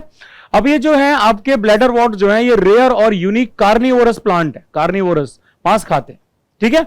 टाइनी ब्लैडर्स और यूट्रिकल्स के लिए जाने जाते हैं। हेयर लाइक प्रोजेक्शंस इनके अंदर पाए जाते हैं ब्लैडर की ओपनिंग पे। ये जो रहता है भैया ये साइड में, जो कि मोशन से सेंसिटिव होते हैं। आसपास से कोई मधुमक्खी है, कोई तितली है या कोई भी जीव जंतु पास कर रहा है तो वो उसको अंदर सक कर लेते हैं, यानी कि अपने प्रे, अपने शिकार को अंदर चूस लेते हैं। छोटे छोटे ऑर्गेनिज्म है, प्रोटोजोआ, इंसेक्ट, लार्वा, मॉस्किटो और इसके साथ साथ टैडपोल, छोटे छोटे मेढक होते हैं, उनको भी ये खाते हैं, ठीक है। लेक्स में, स्ट्रीम्स में, वाटर लॉक्ड सॉइल्स जहां पर पानी भरा हुआ है, दलदली इलाका, वहां पाया जाता है। इनका सिग्निफिकेंस इतना है कि ये बायोडाइवर्सिटी को एनरिच करते हैं, बूस्ट करते हैं, एनवायरमेंट का बैलेंस भी मेंटेन करते हैं। जो स्मॉल इंसेक्ट्स होते हैं उनकी पॉपुलेशन को कंट्रोल करते हैं, खा जाते हैं। तो देखा जाए ओवरऑल आपका सब चीजें जरूरी हैं हमारी प्रकृति में, ऐसा नहीं है कि कोई एक पर्टिकुलर जीव जंतु या कोई और जो है वही जरूरी है। उसके बाद हम बात करेंगे होलुंगपार गिबन वाइल्ड लाइफ सेंचुरी, जो कि यहां लाए करती है ये, यानी कि अभी जो हमारी स्टैंडिंग कमेटी है national board for wild life NBW की, उन्होंने एक प्रपोजल को आपका अप्रूव किया है कि ऑयल और गैस का एक्सप्लोरेशन जो है eco sensitive zone Hollongapar gibbon wildlife sanctuary में किया जा सकता है। अब देखने में तो भैया ये जो है आपकी इको सेंसिटिव जोन है ना, लेकिन फिर भी इसको यहां पर अप्रूव कर दिया गया है। लोकेशन असम की जोरहाट डिस्ट्रिक्ट में लाई करती है, ठीक है। और ऑफिशियली जो हमारा दिसोई वैली रिजर्व फॉरेस्ट है, दिसोई रिजर्व फॉरेस्ट है और तीरू हिल रिजर्व फॉरेस्ट है, वहां तक एक्सटेंड करती है। 1997 में इसकी स्थापना की गई थी। अगर हम सिग्निफिकेंस की बात करते हैं कि भैया इस पूरी सेंचुरी की सिग्निफिकेंस क्या है, तो यहां पर हमारे देश के एकमात्र गिबन्स पाए जाते हैं, ठीक है। दो तरह के गिबन्स होते हैं आपके, हुलॉक गिबन्स और north eastern India's only nocturnal primate. एक तो आपके वेस्टर्न गिबन्स होते हैं, एक ईस्टर्न गिबन्स होते हैं, ये इसी की विसिनिटी में पाए जाते हैं, ठीक है। ये इंडिया के ओनली नॉक्चुरल प्राइमेट है, यानी कि ये एप फैमिली को बिलोंग करने वाले वो जीव जंतु हैं जो रात को विचरण करते हैं, ठीक है। और इसके साथ साथ आपका बंगाल स्लो लॉरिस भी इनके साथ आ जाता है। बाकी के नॉन ह्यूमन प्राइमेट्स आपके capped langur, rhesus macaque, Assamese macaque, pigtailed macaque और स्टम्प टेल्ड मैकाओ आ जाते हैं। हत्ती ट्राइब की बात हम कर लेते हैं भैया, ये भी बहुत ज्यादा जरूरी है। तो हत्ती ट्राइब जो है उन्होंने बनाया है बोडा त्योहार। बोडा त्योहार या बड़ा त्योहार इसको कहा जाता है, माघों का त्योहार। लार्जेस्ट सालाना सेलिब्रेशन है हत्ती ट्राइब्स का, ट्रांसगिरी रीजन में हिमाचल प्रदेश में मनाया जाता है, स्टार्ट हो चुका है, जनवरी में किया जाता है। हत्ती ट्राइब की बात करें तो ये शेड्यूल्ड ट्राइब आते हैं कॉन्स्टिट्यूशन के scheduled tribe order second amendment act 2023 के हिसाब से। इनका नाम हत्ती कहां से आया है? ये जो वीकली मार्केट्स लगते हैं ना, संडे टू संडे, छोटे छोटे कस्बों में, शहरों में, गांव के आसपास, जिनको हाट के नाम से जाना जाता है ना, हाट लग गई भैया, तो हाट से ही इनका नाम जो है वो हत्ती आया है। अपने घर के खुद के बने हुए सामान बेचते हैं स्मॉल स्केल्स पे, ठीक है। ट्रांसगिरी के नाम से रेफर किया जाता है क्योंकि इनकी लोकेशन गिरी और टॉन्स रिवर के आसपास आ जाती है। उत्तराखंड और हिमाचल प्रदेश के स्टेट्स में इनके हैबिटेट्स आपको मिल जाएंगे। जेड मोर टनल की बात करें, पीएम मोदी ने जेड मोर टनल को गांदरबल के सोनमर्ग एरिया J&K में जो है आपका इनॉग्रेट कर दिया। सोनमर्ग के पास में आपका ट्रांजिट कैंप भी पड़ता है आर्मी में। 2009 में गया था मैं वहां पे, बहुत बढ़िया जगह है। इनिशियली बीआरओ ने 2015 में इसको स्टार्ट किया था नेशनल हाईवेज और इंफ्रास्ट्रक्चर डेवलपमेंट कॉर्पोरेशन लिमिटेड के साथ। एप्को इंफ्राटेक फर्म जो है ये आपकी पूरे प्रोजेक्ट को एग्जीक्यूट कर रही है। 8,650 फीट के हाइट पर लोकेटेड है। 2 लेन का रोड टनल है जिसमें पैरेलल 7.5 मीटर का वाइड एस्केप पैसेज भी है यहां पे, ठीक है। 12 किलोमीटर फैली हुई है जिसमें 6.5 किलोमीटर की मेन टनल है, एक साइड में लगी हुई एग्रेस टनल है और एक आपकी और भी बहुत सारी लगी हुई अप्रोच रोड्स है। ऑल वेदर कनेक्टिविटी को यह बढ़ाएगी श्रीनगर और सोनमर्ग में, और यहां से आप लेह भी जा सकते हैं। Safe uninterrupted access Ladakh region को मिलेगी और टूरिज्म को प्रमोट किया जाएगा। सोनमर्ग को ट्रांसफॉर्म करने के साथ साथ विंटर टूरिज्म यहां बढ़ाया जाएगा, एडवेंचर स्पोर्ट्स और लोकल लाइवलीहुड, जो कि मुझे मुश्किल लग रहा है कुछ टाइम के लिए, तो थोड़ा मुश्किल है। पहलगांव इंसिडेंट के बाद ये चीजें थोड़ी सी डिफरेंट हो जाएंगी। अब उसके बाद यूनियन गवर्नमेंट जो है हमारी, यूनियन गवर्नमेंट ने एटॉमिक एनर्जी कमीशन का पुनर्गठन किया है, रिकॉन्स्टिट्यूट किया है। पहली बार अगस्त 1948 में सेटअप किया गया था डिपार्टमेंट ऑफ साइंटिफिक रिसर्च के अंदर, बाद में इनको डिपार्टमेंट ऑफ एटॉमिक एनर्जी यानी कि DAE के अंडर लाया गया।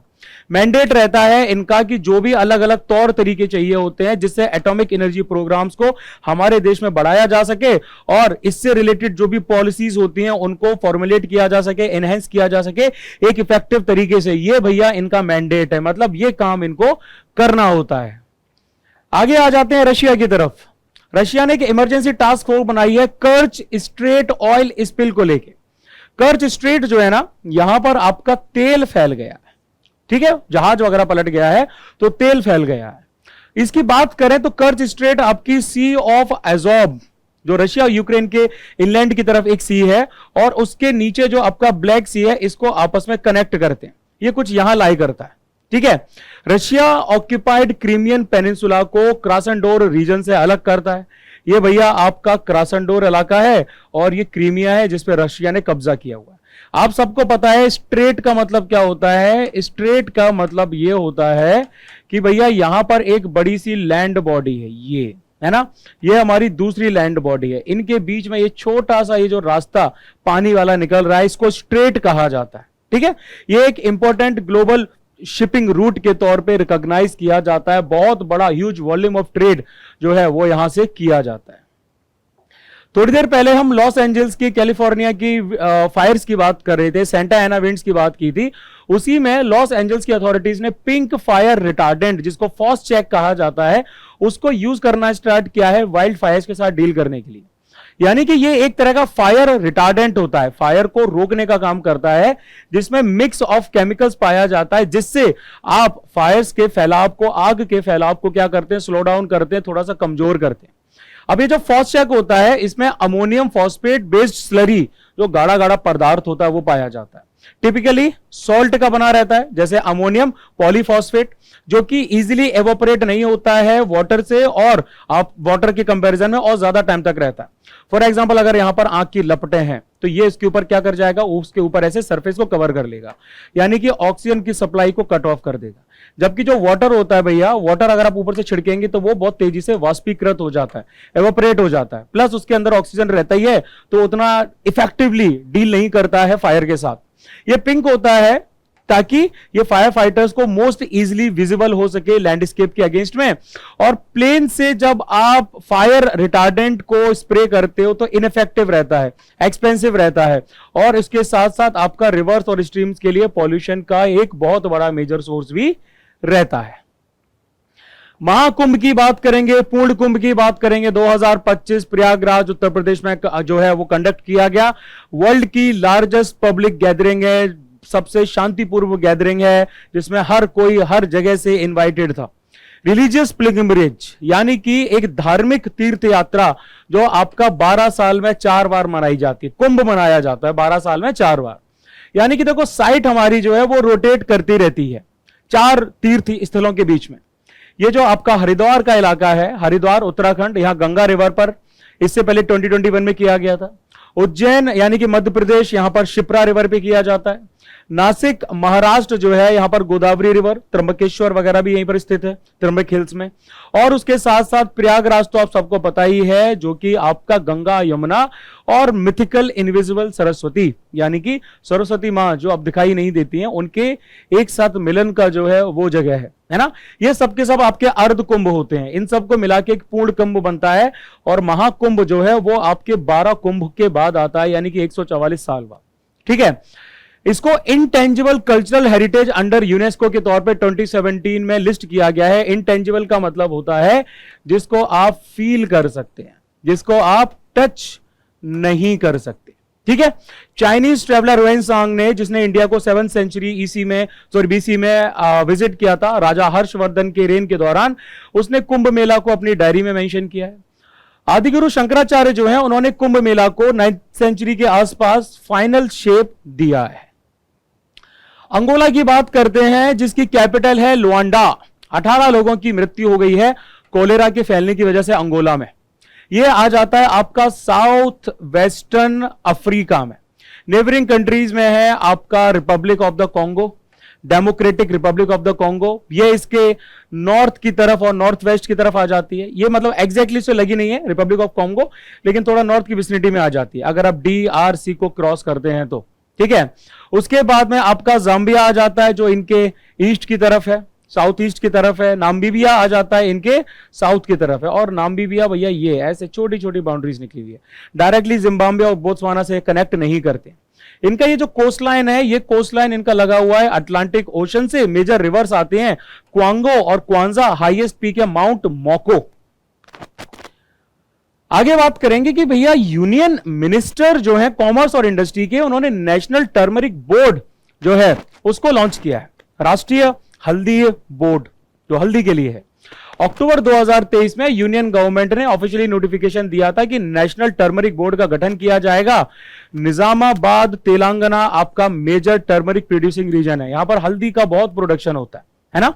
मिनिस्ट्री ऑफ कॉमर्स और इंडस्ट्री आपकी नोडल मिनिस्ट्री है। बाकी ministry of Ayush, department of pharmaceuticals, department of agriculture and farmers welfare और डिपार्टमेंट ऑफ कॉमर्स जो है वो की डिपार्टमेंट ऑफ मिनिस्ट्रीज में से एक आते हैं। ये सब बोर्ड में रिप्रेजेंट करेंगे रोटेशन के बेसिस पे। तो नेशनल टर्मरिक बोर्ड एक एग्जीक्यूटिव बॉडी है, ये किसी एक्ट के द्वारा या किसी लॉ के द्वारा एस्टेब्लिश नहीं की गई है। ये आपकी एक एग्जीक्यूटिव बॉडी है, यानी कि यूनियन गवर्नमेंट के काउंसिल, जो यूनियन कैबिनेट रहती है, उनके एग्जीक्यूटिव ऑर्डर की वजह से आई है। अब आप सबको पता है हल्दी जो है विवाहों में बहुत इस्तेमाल की जाती है इंडिया में, है ना। मेरा जब हल्दी हो रहा था तब मैं MBA की अपनी क्लासेस अटेंड कर रहा था, हाथों में हल्दी लगी हुई थी और MBA की क्लासेस जो है मेरी चल रही थी, ठीक है। बहुत यूनिक मूवमेंट था। इंडिया लार्जेस्ट प्रोड्यूसर है, कंज्यूमर है, एक्सपोर्टर है टर्मरिक का। हम प्रोड्यूस भी करते हैं, हम उसको स्वयं कंज्यूम भी करते हैं और हम उसको बाहर भी भेजते हैं। सब चीजों में हम नंबर 1 है, यानी कि 70% ग्लोबल प्रोडक्शन और 62% ग्लोबल ट्रेड। ग्लोबली देखा जाए 70% हमारे पास प्रोडक्शन है और 62% जो व्यापार है वो हम इसका करते हैं, ठीक है।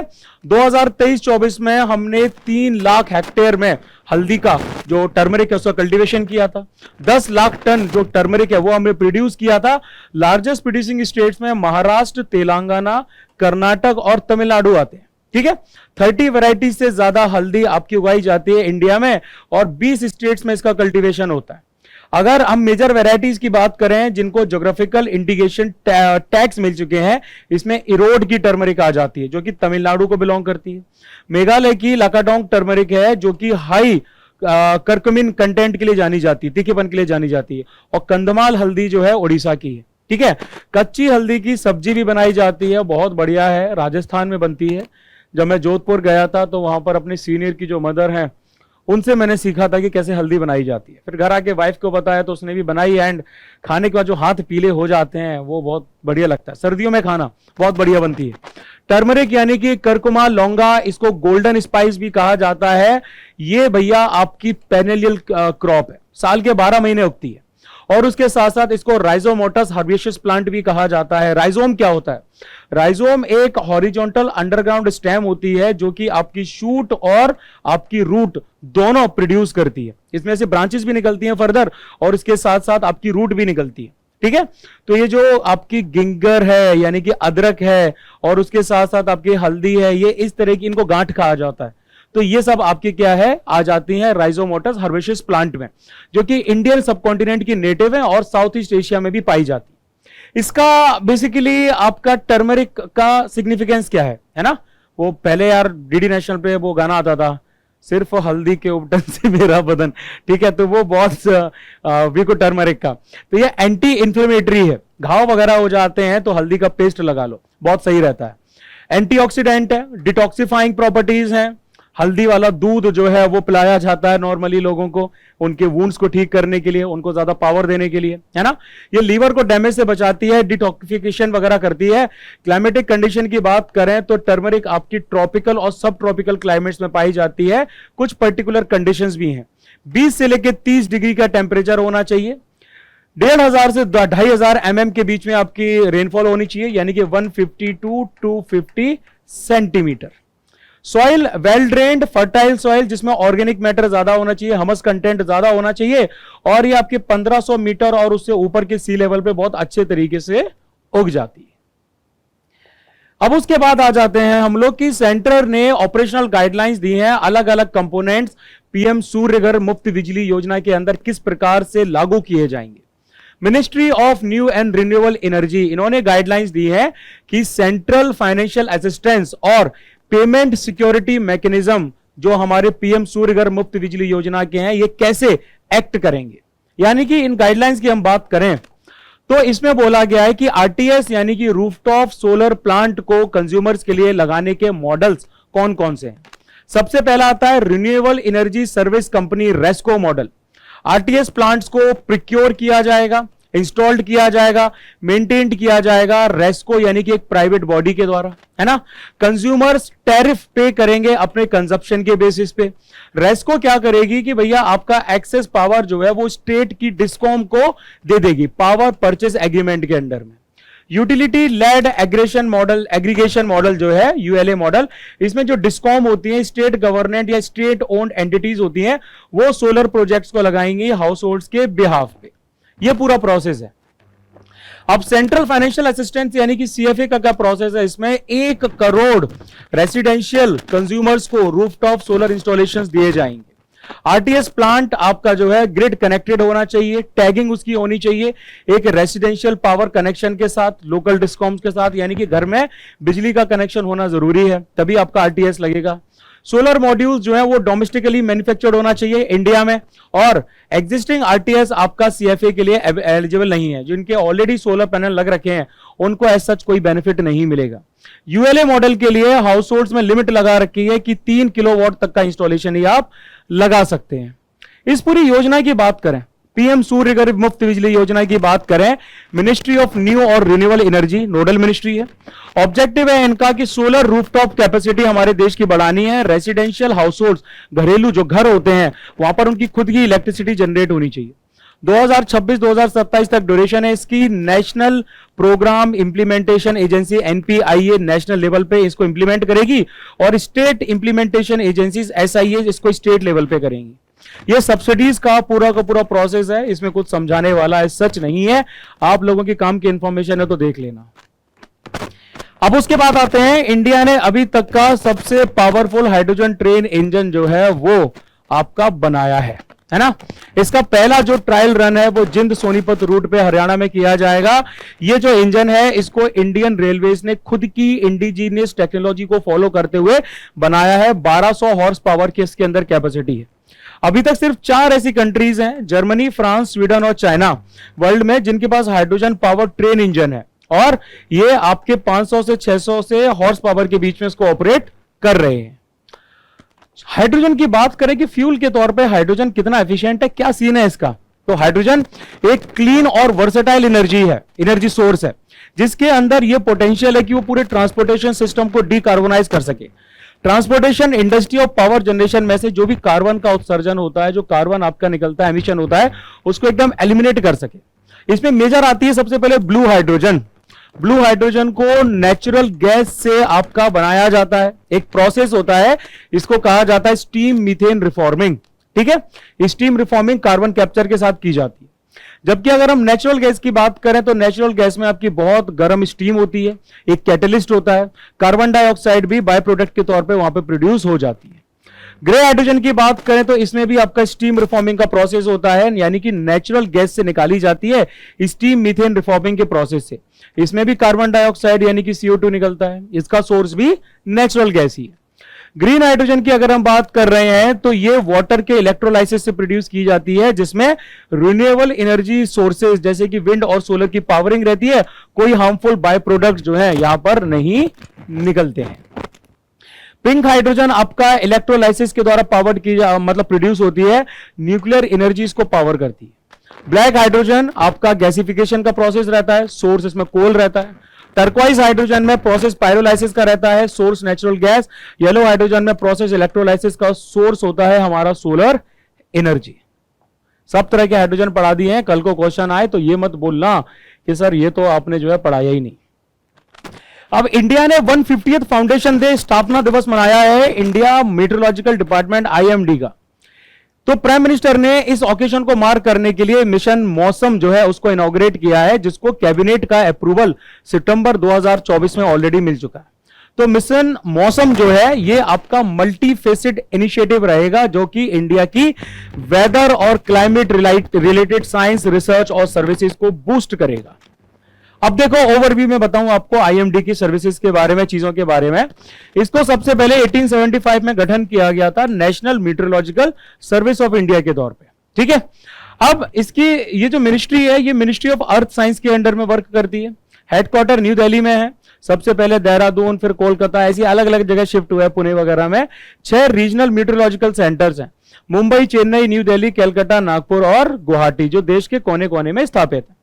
IMD जो है ये आपका 6 regional specialised meteorological centres of the world में से भी आ जाता है, यानी कि WMO वर्ल्ड मेट्रोलॉजिकल ऑर्गेनाइजेशन के 6 रीजनल स्पेशलाइज्ड मेट्रोलॉजिकल सेंटर्स है वर्ल्ड में, जिसमें हमारा IMD भी आता है। क्रिटिकल वेदर और क्लाइमेट सर्विसेज के बारे में प्रोवाइड करता है, डिजास्टर मैनेजमेंट, एग्रीकल्चर, एविएशन और पब्लिक सेफ्टी के रोल के तौर पर इसका एक बहुत इंपॉर्टेंट रोल है। कभी भी बहुत तेज बारिश आ रही होती है, तूफान आने वाला होता है, तो IMD का तुरंत अलर्ट हमारे पास आ जाता है। ये रोल है भैया IMD का। 15 भारतीय मछुआरे जो हैं कन्याकुमारी से, उनको डिएगो गार्सिया आइलैंड के पास में, यहां पे चागोस आर्किपेलागो के पास में, इनको डिटेन कर लिया गया है। अब ये जो डिएगो गार्सिया है, ये उन 60 आइलैंड में से एक है जो कि चागोस आर्किपेलागो का क्या करते हैं, फॉर्मेशन करते हैं। आर्किपेलागो का मतलब होता है ऐसे ग्रुप ऑफ आइलैंड्स जो कि ज्योग्राफिकली काफी हद तक सिमिलर है ना। तो ये आ जाता है ब्रिटिश इंडियन ओशन टेरिटरी में। Largest southernmost member island आ जाता है चागोस आर्किपेलागो का। बायोट लास्ट कॉलोनी सेटलमेंट है यूनाइटेड किंगडम के द्वारा मॉरिशस से। 1965 में इन्होंने इसको अलग कर दिया था। स्ट्रेटेजिक इंपॉर्टेंस की बात करें, यहां पर स्ट्रेटेजिक यूएस मिलिट्री बेस है, जिसको सर्वेलेंस, रिफ्यूलिंग और ऑपरेशंस के लिए मिडिल ईस्ट, एशिया और अफ्रीका में यूज किया जाता है। रिसेंटली यूके ने चागोस आइलैंड्स की जो सोवरेनिटी है वो मॉरिशस को दे दी थी। काफी हद तक, कई दशकों तक आपस में लड़ाई चली थी इंटरनेशनल कोर्ट ऑफ जस्टिस वगैरह में। इंडिया ने भी सपोर्ट किया था। ये ऑलरेडी मैंने पहले वाले करंट अफेयर्स में शामिल किया है। लेकिन डिएगो गार्सिया जो है वो यूके ने अभी तक अपने पास रखा हुआ है, क्योंकि मिलिट्री इंपॉर्टेंस है। भार्गवास्त्र की बात करें भैया हम, तो इंडिया ने सक्सेसफुली पहला indigenous micro missile system Bhargavastra को डिजाइन कर लिया है, मतलब उसको सक्सेसफुली टेस्ट किया है, जो कि आपका स्वार्म ड्रोन्स, यानी कि जब बहुत हजारों की संख्या में एक साथ ड्रोन्स आते हैं, इनके साथ डील करने के लिए भार्गवास्त्र का नाम जो है ये ऋषि भार्गव के नाम पे रखा गया है। ठीक है। स्वार्म ड्रोन्स का मतलब होता है multiple unmanned aerial vehicles, UAVs, जो एक साथ एक कोऑर्डिनेटेड सिस्टम के तौर पे आते हैं। ठीक है। तो छोटे छोटे इनकमिंग ड्रोन्स को डिटेक्ट कर सकता है ये, जो कि आपका 6 किलोमीटर से ज्यादा डिस्टेंस में भी इसको डिटेक्ट कर सकता है। रैपिड डिप्लॉयमेंट कर सकता है मोबाइल प्लेटफॉर्म पे, किसी ट्रक पे, किसी और व्हीकल पे आप इसको डिप्लॉय कर सकते हो। एक साथ साइमल्टेनियसली डिटेक्ट कर सकता है, ट्रैक कर सकता है तकरीबन 64 टारगेट्स को। 64 के आसपास जो है ये ड्रोन्स को मल्टी टारगेट एंगेजमेंट कर सकता है। गाइडेड माइक्रो म्यूनिशंस भी हैं। माइक्रो म्यूनिशंस जो है रहते हैं, इनको यूज किया जाता है आइडेंटिफाई थ्रेट्स के लिए, उनको खत्म करने के लिए। होम वोटिंग की बात करेंगे हम लोग।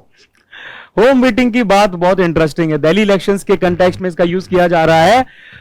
2900 के आसपास सीनियर सिटीजन्स और पर्सन्स विद डिसेबिलिटीज, ठीक है, ऐसे लोग जो चल नहीं सकते या फिर जिनको चलने में काफी ज्यादा प्रॉब्लम है, जो व्हील चेयर्स पे बैठे रहते हैं, है ना, ऐसे लोग PWDs में आते हैं। या फिर ऐसे लोग जो 80 साल से ऊपर के हैं, जैसे कि सर केजरीवाल सर के पिताजी, ये 80 साल से ऊपर के हैं, है ना। इन लोगों ने होम वोटिंग के लिए अप्लाई, इन लोगों ने नहीं, ये जो बाकी के लोग हैं, इन लोगों ने होम वोटिंग के लिए अप्लाई किया था upcoming Delhi legislative assembly election की। इनका मैंने इसलिए शामिल किया कि ये लोग चाहते तो कर सकते थे, लेकिन फिर वो जो फोटो ऑप है वो कैसे होगा, है ना, पिछले वाले गेट से चुपके से कैसे निकाला जाएगा। पोस्टल बैलेट फैसिलिटी है जो पहली बार इंट्रोड्यूस की गई थी 2024 के लोकसभा इलेक्शंस में। सीनियर सिटीजन्स को और ऐसे लोग जो डिसेबिलिटी से ग्रसित हैं, दिव्यांग हैं, उनको उनकी वोट पहले ही डलवा दिए जाते हैं, है ना। सीनियर सिटीजन्स 85 के एज के आसपास या उससे ऊपर, या पीडब्ल्यूडी जो रहते हैं, पर्सन विद डिसेबिलिटी रहते हैं, जो नॉर्मली चल नहीं सकते, बेंचमार्क डिसेबिलिटी 40% या उससे ज्यादा की रहती है, वो लोग क्या कर सकते हैं, इसके लिए अप्लाई कर सकते हैं। नॉर्मली सीनियर सिटीजन्स इस तरह के कर देते हैं। यूनियन लॉ मिनिस्ट्री ने कंडक्ट ऑफ इलेक्शन रूल्स 1961 को अमेंड किया था ताकि पोस्टल बैलेट्स को अलाउ किया जा सके जो लोग 85 ऊपर से ऊपर है, या फिर जो लोग आपका मतलब पीडब्ल्यूडी है। तो ये आपका लोकसभा इलेक्शन से जस्ट थोड़ा सा पहले ही लागू किया गया था।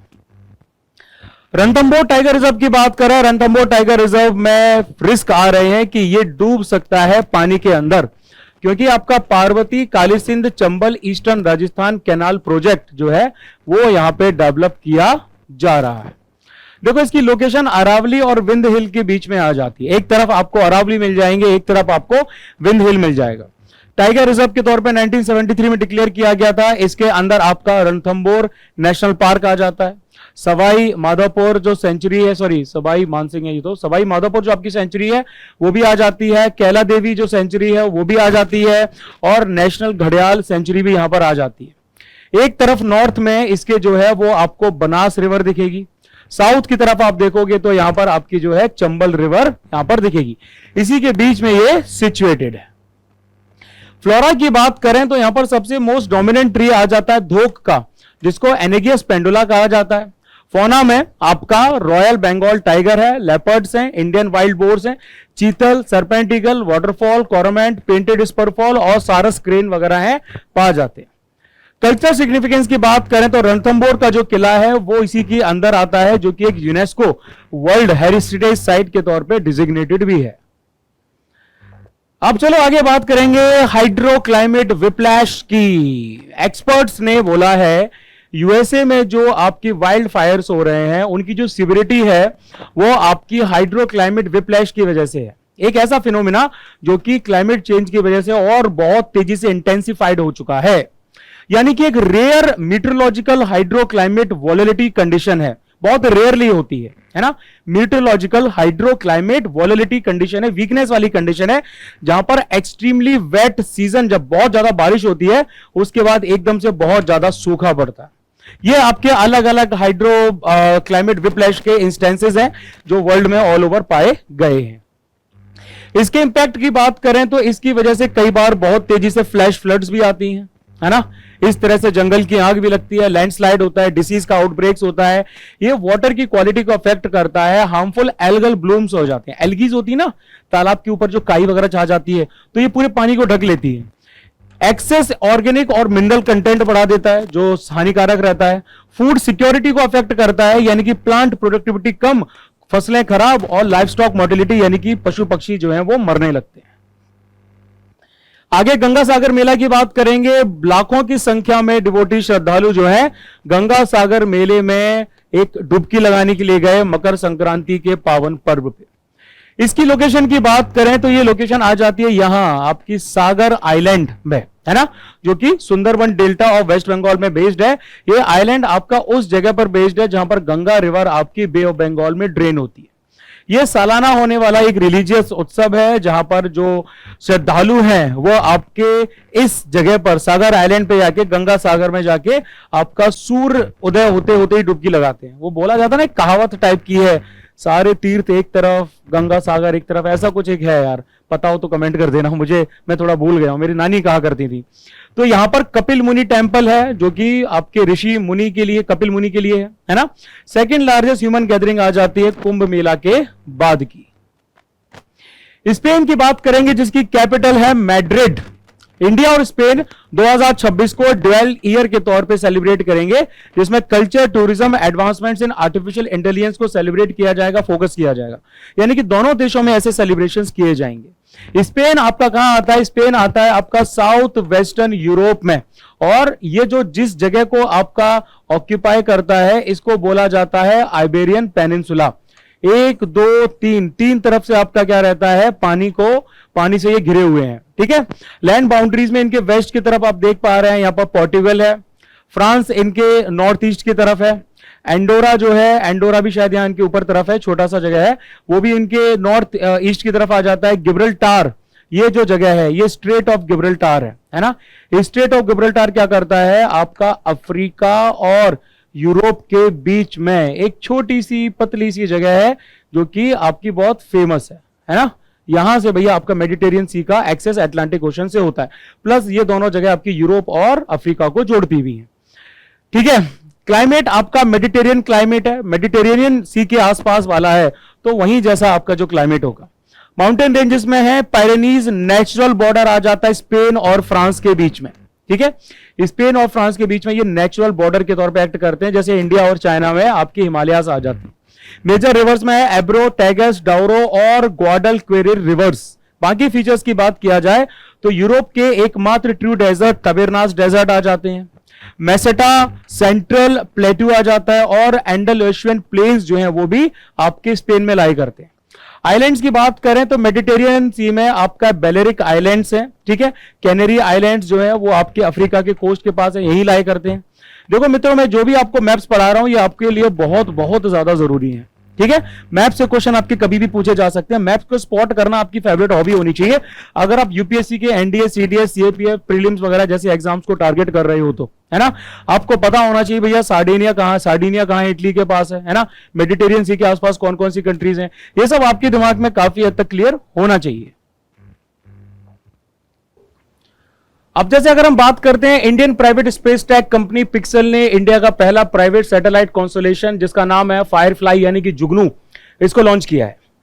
पहली 3 सैटेलाइट्स हमारी फायरफ्लाई कॉन्स्टलेशन की जो है वो सक्सेसफुली स्पेस एक्स के ट्रांसपोर्टर 12 मिशन से वेंडेनबर्ग स्पेस फोर्स बेस कैलिफोर्निया से लॉन्च की गई हैं। फायरफ्लाई जो है वो पिक्सल का hyper spectral imaging flagship satellite constellation है, ठीक है। यानी कि इसमें आपके 6 highest resolution commercial hyper spectral satellites अभी तक की जो बनी है वो रहेंगी। अब भैया हमारा HSI सैटेलाइट्स होती क्या है? तो देखो HSI आपका वाइड स्पेक्ट्रम ऑफ लाइट को क्या करती हैं? एनालाइज करती हैं, प्राइमरी कलर्स असाइन करती हैं, रेड, ग्रीन, ब्लू हर पिक्सल को स्पेक्ट्रिकली फिंगरप्रिंटिंग अर्थ के लिए ये आपकी करती हैं। HSI क्या करता है आपको? What is imaged, जो इमेज ली गई है उससे ज्यादा इंफॉर्मेशन प्रोवाइड करता है। जैसे कि एक टिपिकल सैटेलाइट एक फॉरेस्ट को स्पेस से आइडेंटिफाई कर सकती है, HSI डिस्टिंग्विश कर सकता है कि किस तरह के पेड़ हैं, और हर इंडिविजुअल ट्री की ये हेल्थ भी डिटरमाइन कर सकता है। मतलब इमेजिन दिस थिंग, इमेजिन, ठीक है। अब सैटेलाइट कॉन्स्टलेशन की बात करें तो ये एक नेटवर्क होता है आर्टिफिशियल सैटेलाइट्स का, जिनका सेम पर्पस है, शेयर्ड कंट्रोल है, जो कि एक सिस्टम के तौर पे वर्क करते हैं। आपने कई बार इस तरह की ट्रेन ऑफ सैटेलाइट्स देखी होगी आसमान में, है ना। स्टारलिंक 2146 एक्टिव सैटेलाइट्स हैं, लार्जेस्ट सैटेलाइट कॉन्स्टलेशन है। ये ग्लोबल ग्राउंड स्टेशन से कम्युनिकेट करते हैं और बीच बीच में एक दूसरे से इंटरकनेक्ट भी करते हैं, एक दूसरे के फंक्शंस को पूरा भी कर लेते हैं। अब एल्टीट्यूड के बेसिस पे देखा जाए तो भैया हमारे ऑर्बिटल एल्टीट्यूड के, यानी कि इनका ऑर्बिट की हाइट कितनी है, उसके बेसिस पे आपका सबसे पहले जियो स्टेशनरी ऑर्बिट GEO आ जाता है ना। 36,000 किलोमीटर की एल्टीट्यूड पर बेस्ड रहता है, अर्थ की रोटेशन के साथ सिंक्रोनाइज करता है। मीडियम अर्थ ऑर्बिट यानी कि MEO जो आता है 5,000 से 20,000 किलोमीटर की हाइट पे ट्रेडिशनली नेविगेशन सर्विसेज पर्पसेस के लिए यूज किया जाता है। LEO यानी कि लो अर्थ ऑर्बिट, ये 500 से लेके 1200 किलोमीटर की हाइट तक रहता है, रिसर्च, टेलीकम्युनिकेशन और अर्थ ऑब्जर्वेशन की नीड्स को पूरा करता है।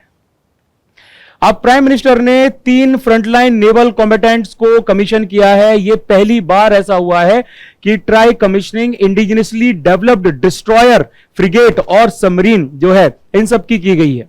यानी कि इंडिया का जो विजन है ग्लोबल लीडर बनने का नेवल इंडिजनाइजेशन में, मैरीटाइम सिक्योरिटी में, वो रियलाइज करने के लिए काफी तगड़े स्टेप्स लिए जा रहे हैं।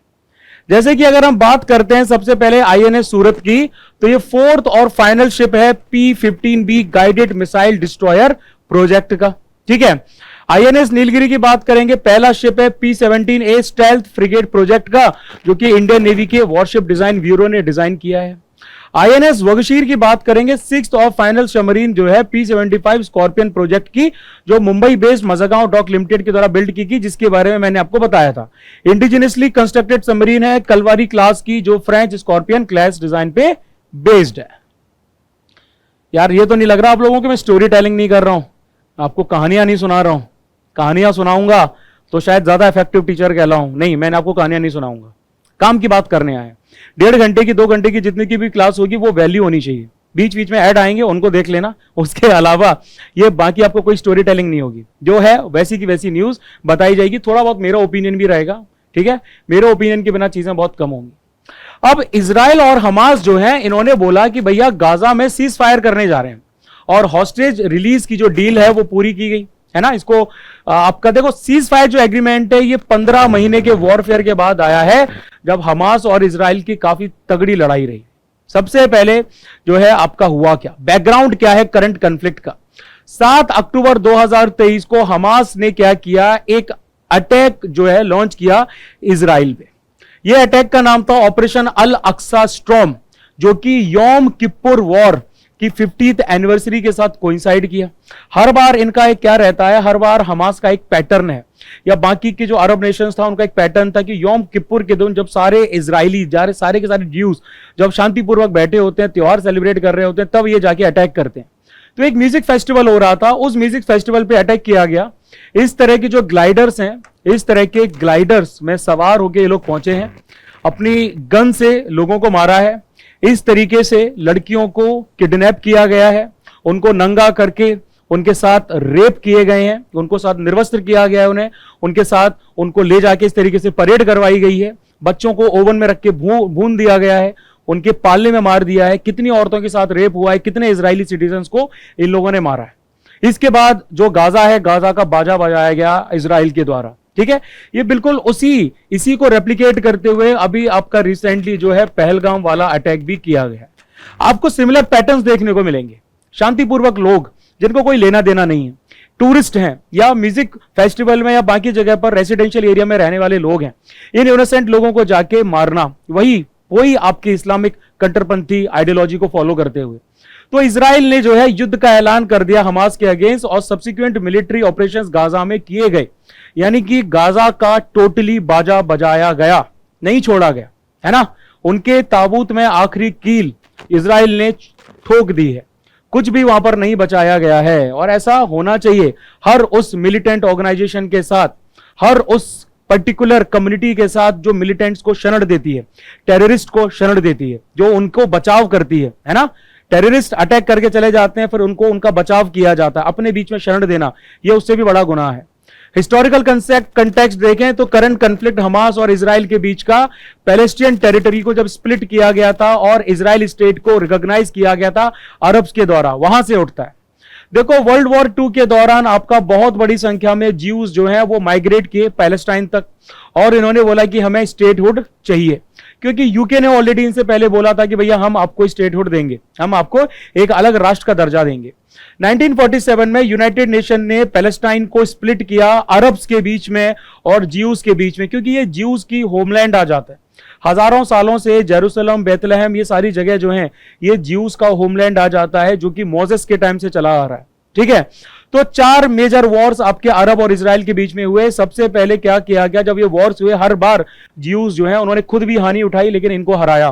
तो ज्यूज ने क्या किया, आपका इस चीज को एक्सेप्ट किया, और अरब्स ने 1948 में इनकी इंडिपेंडेंस को ज्यूज ने अपनी इंडिपेंडेंस को डिक्लेयर किया, और अरब्स ने इस प्लान को रिजेक्ट कर दिया, जिसकी वजह से आपके मल्टीपल वॉर्स हुए, बहुत वॉर्स हुए बार बार। ठीक है, ये आपका पूरा का पूरा यूएन का पार्टीशन प्लान है। वर्ल्ड वॉर 2 के खत्म होते होते नए फॉर्म्ड यूनाइटेड नेशंस ने बोला कि भैया 55% हिस्टोरिक पैलेस्टाइन जो है, जो कि पहले कभी ज्यूइश स्टेट भी हुआ करता था, अब वो करंट आपकी ज्यूइश लोगों को दिया जाएगा। 42% आपका नॉन कंटिग्यूअस जो है वो अरब के तौर पे रहेगा। ये प्लान कभी इंप्लीमेंट नहीं किया जा सका। ठीक है, तो ये भैया आपका प्रोसेस रहा है, ये आपके ज्यूज हैं 1947 में। ये टेक्निकलिटीज में जाऊंगा तो बहुत ज्यादा डिटेल में हो जाएगा। हम 1978 के कैंप डेविड अकॉर्ड की बात करेंगे, इजराइल को रिकॉग्नाइज कैसे किया गया। तो योम किप्पुर या फिर रमजान वॉर 1973 का था, उसमें 4th अरब इजराइल वॉर हुआ, इजराइल और अरब्स के बीच में, जिसमें इजिप्ट और सीरिया शामिल थे। उसके बाद कैंप डेविड के अकॉर्ड साइन किए गए 1978 में, यानी कि इस दौरान इजराइल ने ये सारा का सारा एरिया है काफी हद तक ऑक्यूपाई कर लिया था, गोलन हाइट्स वगैरह और भी बहुत सारी जगह थी।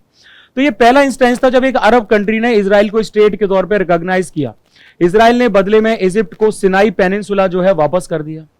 1993 में ओस्लो का अकॉर्ड हुआ, हमास ने इस रिकॉग्निशन को कि इजराइल को जो है वो आपका रिकॉग्नाइज नहीं किया जाना चाहिए, इन्होंने वायलेंटली ओस्लो पीस अकॉर्ड को अपोज किया, जिसके अंदर PLO फॉर्म किया गया। ठीक है, और उसके बाद आपका फॉर्मली इजराइल और को आपका रिकॉग्नाइज किया गया था। पैलेस्टीनियंस जो हैं उनको लिमिटेड सेल्फ गवर्नेंस के साथ गाजा का इलाका दिया गया कि आप यहां पर चिल करो। इसके साथ साथ वेस्ट बैंक का इलाका भी इनको दिया गया कि आप यहां पर चिल करो, लेकिन चिल करना उनकी फितरत में शामिल नहीं था। ठीक है, उनकी फितरत में शामिल था किल करना। ठीक है, हमास की फितरत में किल करना शामिल था, जो ह्यूमन शील्ड के तौर पे गाजा के लोगों को यूज करते थे। गाजा के लोगों ने भी ज्यादा आपत्ति नहीं उठाई।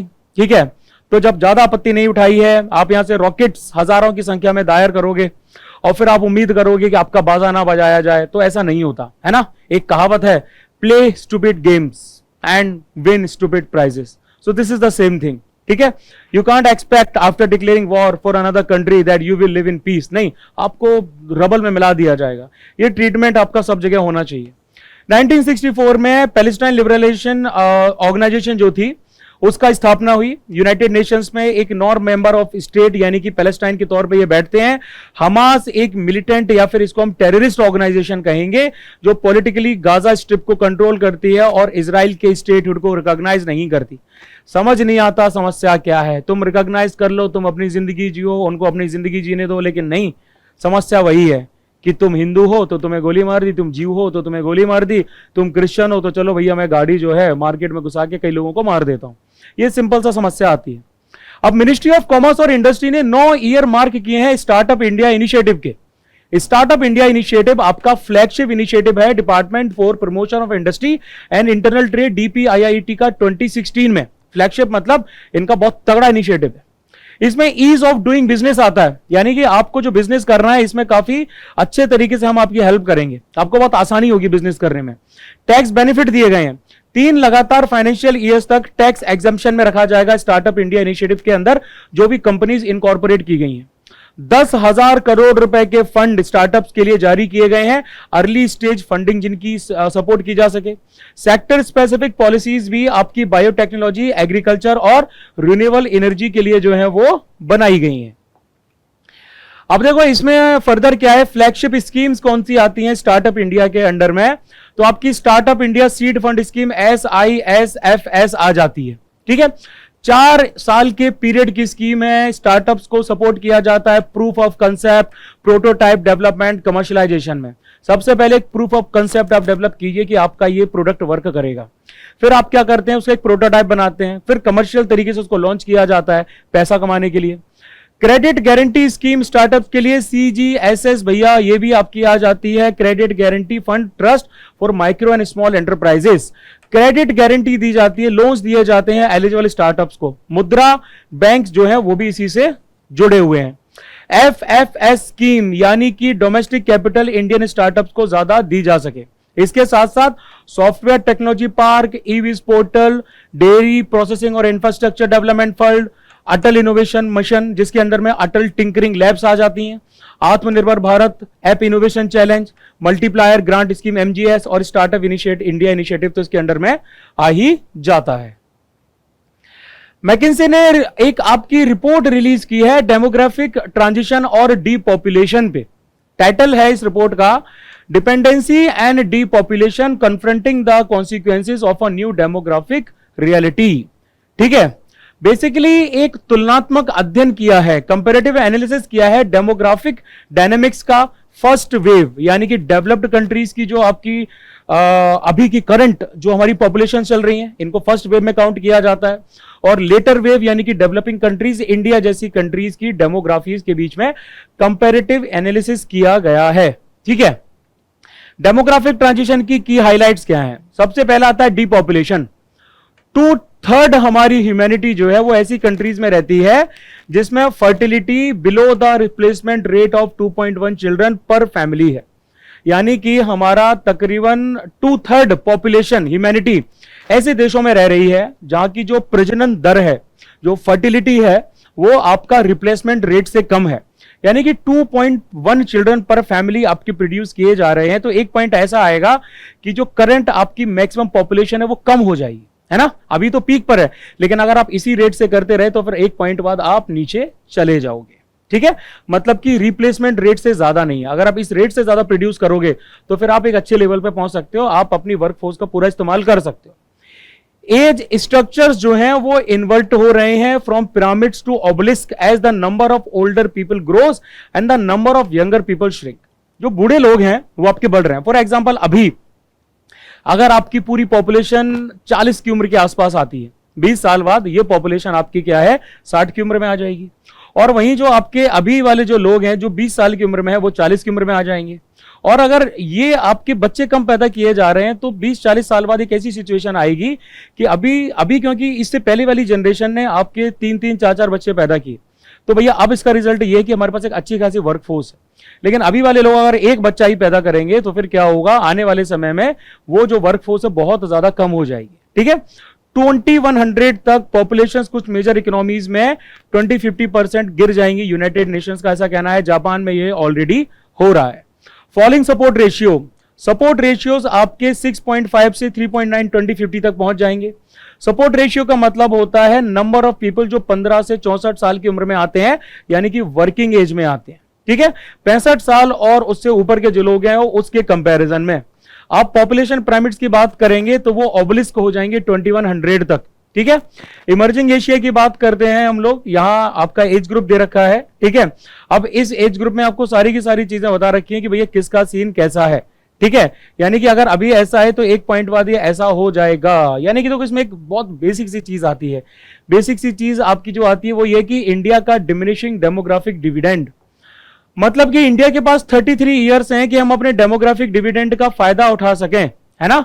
हम सपोर्ट रेशियो पे पहुंच जाएंगे डेवलप्ड कंट्रीज के मुकाबले, क्योंकि वही ट्रेंड चल रहा है ना, एक बच्चा पैदा करना है। आपसे पहले वाली जनरेशंस ने 2-2, 3-3, 4-4, 5-5 किए, तब जाके हमारी पॉपुलेशन में इतना ज्यादा पॉपुलेशन बढ़ी है कि भैया हम एक मेजर पावर के तौर पर हैं, हम काफी सारी चीजें कर सकते हैं, ह्यूमन रिसोर्स का फायदा उठा सकते हैं। लेकिन ये जो डिविडेंड है हमारा 0.7 परसेंटेज पॉइंट ऐड कर रहा है जीडीपी पर कैपिटल ग्रोथ में। 2050 तक ये खत्म हो जाएगा, 0.2% पॉइंट पर ईयर के पास पहुंच जाएगा। ठीक है, इंडिया के पास डेमोग्राफिक अपॉर्चुनिटी है, हमारी वर्किंग एज पॉपुलेशन एक्सपेंड कर रही है, डिपेंडेंट्स कम रहेंगे हर साल 2031 तक सपोर्ट करने के लिए, यानी कि मैक्सिमम लोग वर्किंग एज में आ रहे हैं, काम कर सकते हैं। वर्किंग एज पॉपुलेशन 61% है आपकी, डिपेंडेंट पॉपुलेशन 39% है। आगे जाके 65% भैया हमारी वर्किंग एज पॉपुलेशन है 2031 तक, 35 मात्र डिपेंडेंट हो जाएंगे। फिर हमारी पॉपुलेशन गिरेगी और 62% आपके वर्किंग रहेंगे, जबकि 38% आपके जो है डिपेंडेंट की पोजीशन में आ जाएंगे। तो मतलब हमारे पास फायदा उठाने के लिए बहुत कम टाइम बचा है। फिर मैंने आपसे बात की थी कि यूएस जो वर्किंग ग्रुप था उन लोगों ने आपका इंडियन एंटिटीज को अपनी रिस्ट्रिक्टिव एंटिटी लिस्ट से हटा दिया है। इन एंटिटीज में आपका Bhabha atomic research centre BARC, Indira Gandhi atomic research centre IGCAR, Indian rare earth limited IREL आ जाता है। इस स्टेप से इंडिया यूएस का न्यूक्लियर कॉर्पोरेशन एग्रीमेंट 2008 का दोबारा वापस रिवाइटलाइज होगा। यूएस एंटिटी लिस्ट में वो नाम आते हैं सर्टेन फॉरेन पर्संस के, business, research institutions, government organisations जो उनकी देश की नेशनल सिक्योरिटी के लिए खतरा हो सकते हैं।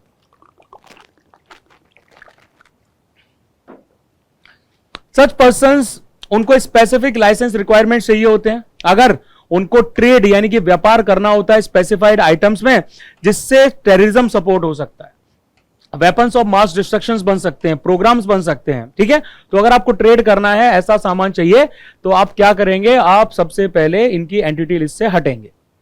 भारत रणभूमि दर्शन की बात करें तो मिनिस्ट्री ऑफ डिफेंस ने भारत रणभूमि दर्शन वेबसाइट को लॉन्च किया है, एप्लीकेशन को लॉन्च किया है बैटलफील्ड टूरिज्म प्लान के अंडर में।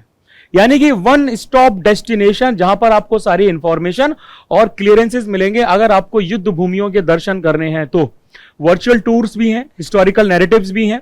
बेसिकली इंडियन आर्मी ने मिनिस्ट्री ऑफ टूरिज्म के साथ में हाथ मिलाया है, अपनी बॉर्डर साइट्स को शॉर्टलिस्ट किया है जहां पर आपके मिलिट्री एक्शंस पास्ट में हुए थे। इसमें आपका किबुतु और बमला पास आ जाता है अरुणाचल प्रदेश में, रेजांगला और पेंगोंग सो लद्दाख और डोकलाम 2017 के कन्फ्लिक्ट की जो साइट है, ये सब आ जाती हैं जो यंग लोगों को, बाकी लोगों को दिखाए जाएंगे।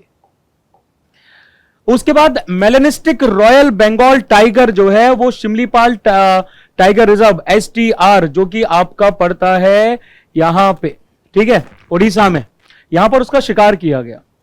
STR में सिर्फ एकमात्र पॉपुलेशन आती है मेलेनिस्टिक टाइगर्स की वर्ल्ड में। इनको ब्लैक टाइगर्स के नाम से भी जाना जाता है, लेकिन ये सेपरेट सब स्पीसीज नहीं है। इनका जो स्पीसीज है जो वो अलग नहीं है, अलग नस्ल नहीं है। बेसिकली इनका बस कलर अलग आ जाता है, ठीक है। जैसे कि इनके शरीर में ज्यादा ब्लैक पिगमेंटेशन होता है, ये जो स्ट्रिप्स होती है काफी थिक होती है उनकी बॉडी पे, क्योंकि इनके जो जीन ट्रांस मेम्ब्रेन एमिनोपेप्टिडेज यानी क्यू यानी कि टैक पैप जो रहता है, इसमें आपका थोड़ा सा सिंगल म्यूटेशन आ जाता है, कलर थोड़ा सा अलग आ जाता है ना। जैसे इंडिया में भी अगर आप देखा जाए, हम एक ही नस्ल के लोग हैं ब्राउन्स, लेकिन नॉर्थ में, साउथ में, ईस्ट में, वेस्ट में थोड़े बहुत आपके क्या है डिफरेंसेस आ जाते हैं कलर वलर को लेकर। तो इनको जो है स्यूडो मेलेनिस्टिक भी बोला जाता है, क्योंकि ये पूरे तरीके से ब्लैक नहीं होते हैं। मेलेनिज्म जो रहता है ये आपका शरीर के अंदर मेलानिन की प्रोडक्शन को बढ़ा देता है ना, जो कि मेलेनोसाइट्स की वजह से बनते हैं, और ये हमारी हेयर, स्किन और आइरिस, जो आंख का आइरिस होता है, इन सबको ब्लैक कलर देते हैं। अब अगर हम बात करेंगे शिकारी देवी वाइल्ड लाइफ सेंचुरी की, गवर्नमेंट ऑफ इंडिया ने शिकारी देवी वाइल्ड लाइफ सेंचुरी के आसपास की जगह को इको सेंसिटिव जोन्स यानी कि ESZ घोषित किया है। जंजहेली इसके पास में ही होना चाहिए शायद, काफी बढ़िया जगह है जंजहेली, शायद शायद शायद नहीं दिख रही है मुझे।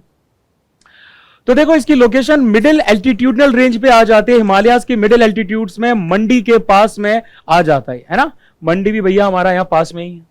इसका नाम माता शिकारी देवी के नाम पर रखा गया है, जिनके लिए इस सेंचुरी में एक मंदिर भी बनाया गया है। यहां पर जूनी खुद नाम से आपकी एक रिवर आ जाती है, जो कि ब्यास रिवर की एक ट्रिब्यूटरी है, ठीक है। इसको इंपॉर्टेंट बर्ड एरिया के तौर पे वर्ल्ड लाइफ इंटरनेशनल ने रिकॉग्नाइज भी किया है। यहां पर आपको अल्पाइन पास्चर्स मिलेंगे, ऊंचे ऊंचे जगहों पर घास के मैदान मिलेंगे, टेम्परेट डेसिडियस फॉरेस्ट मिलेंगे, ठीक है। और उसके साथ साथ यहां पर Asiatic black bear, leopard, barking deer, giant flying squirrel, ये सब आपको स्पीसीज भी अलग अलग फौनास की मिलेंगी। अब जो है कि 4G और 5G सर्विसेज आपकी सियाचिन ग्लेशियर में डिप्लॉय की गई है जियो के द्वारा, ठीक है।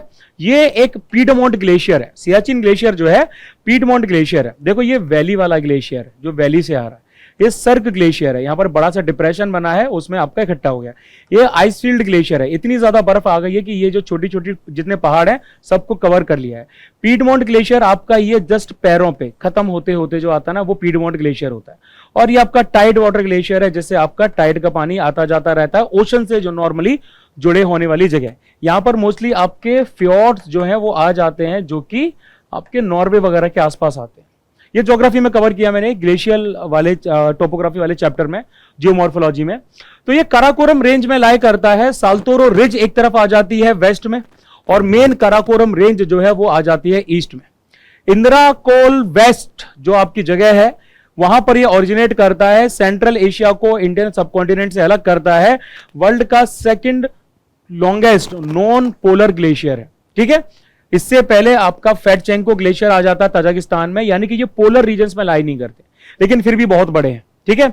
नुब्रा रिवर यहीं से निकलती है, श्योक रिवर की ट्रिब्यूटरी है, इंडस रिवर सिस्टम का पार्ट है ओवरऑल। ये हाईएस्ट और कोल्डेस्ट बैटलफील्ड है। 1984 में इंडिया ने इसको अपने कंट्रोल में लिया था ऑपरेशन मेघदूत करने के बाद।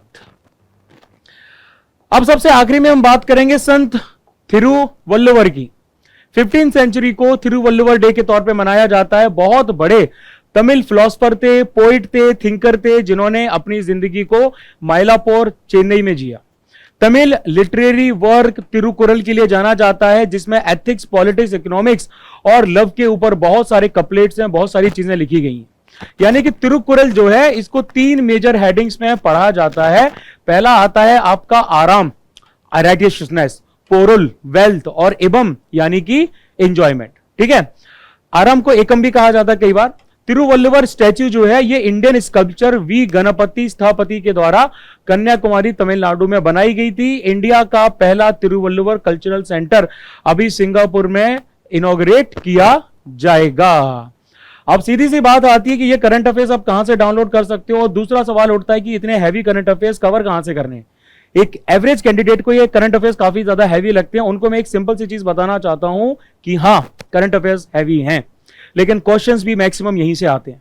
मैं आपको वन लाइनर्स नहीं दे सकता, है ना।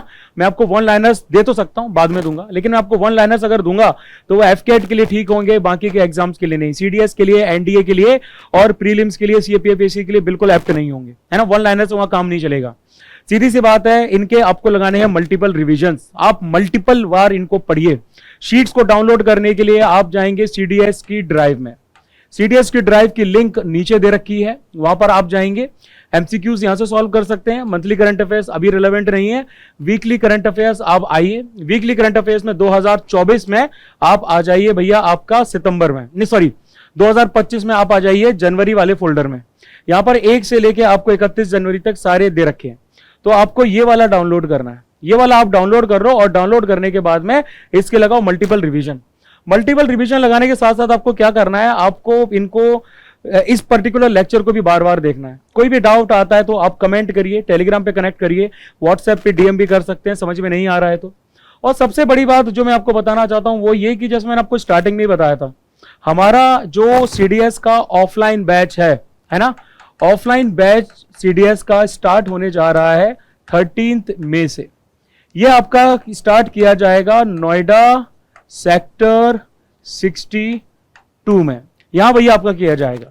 ओटीए के लिए हमारी फीस जो है वो रहेगी 18,000, और आईएमए के लिए यानी कि सारे सब्जेक्ट्स रहेंगे उसके लिए फी रहेगी 25,000। ठीक है, आपके एकोमोडेशन वगैरह वो सब भी हम करवा सकते हैं, बट दैट डिपेंड्स, उसके एक्सपेंसेस अलग रहेंगे।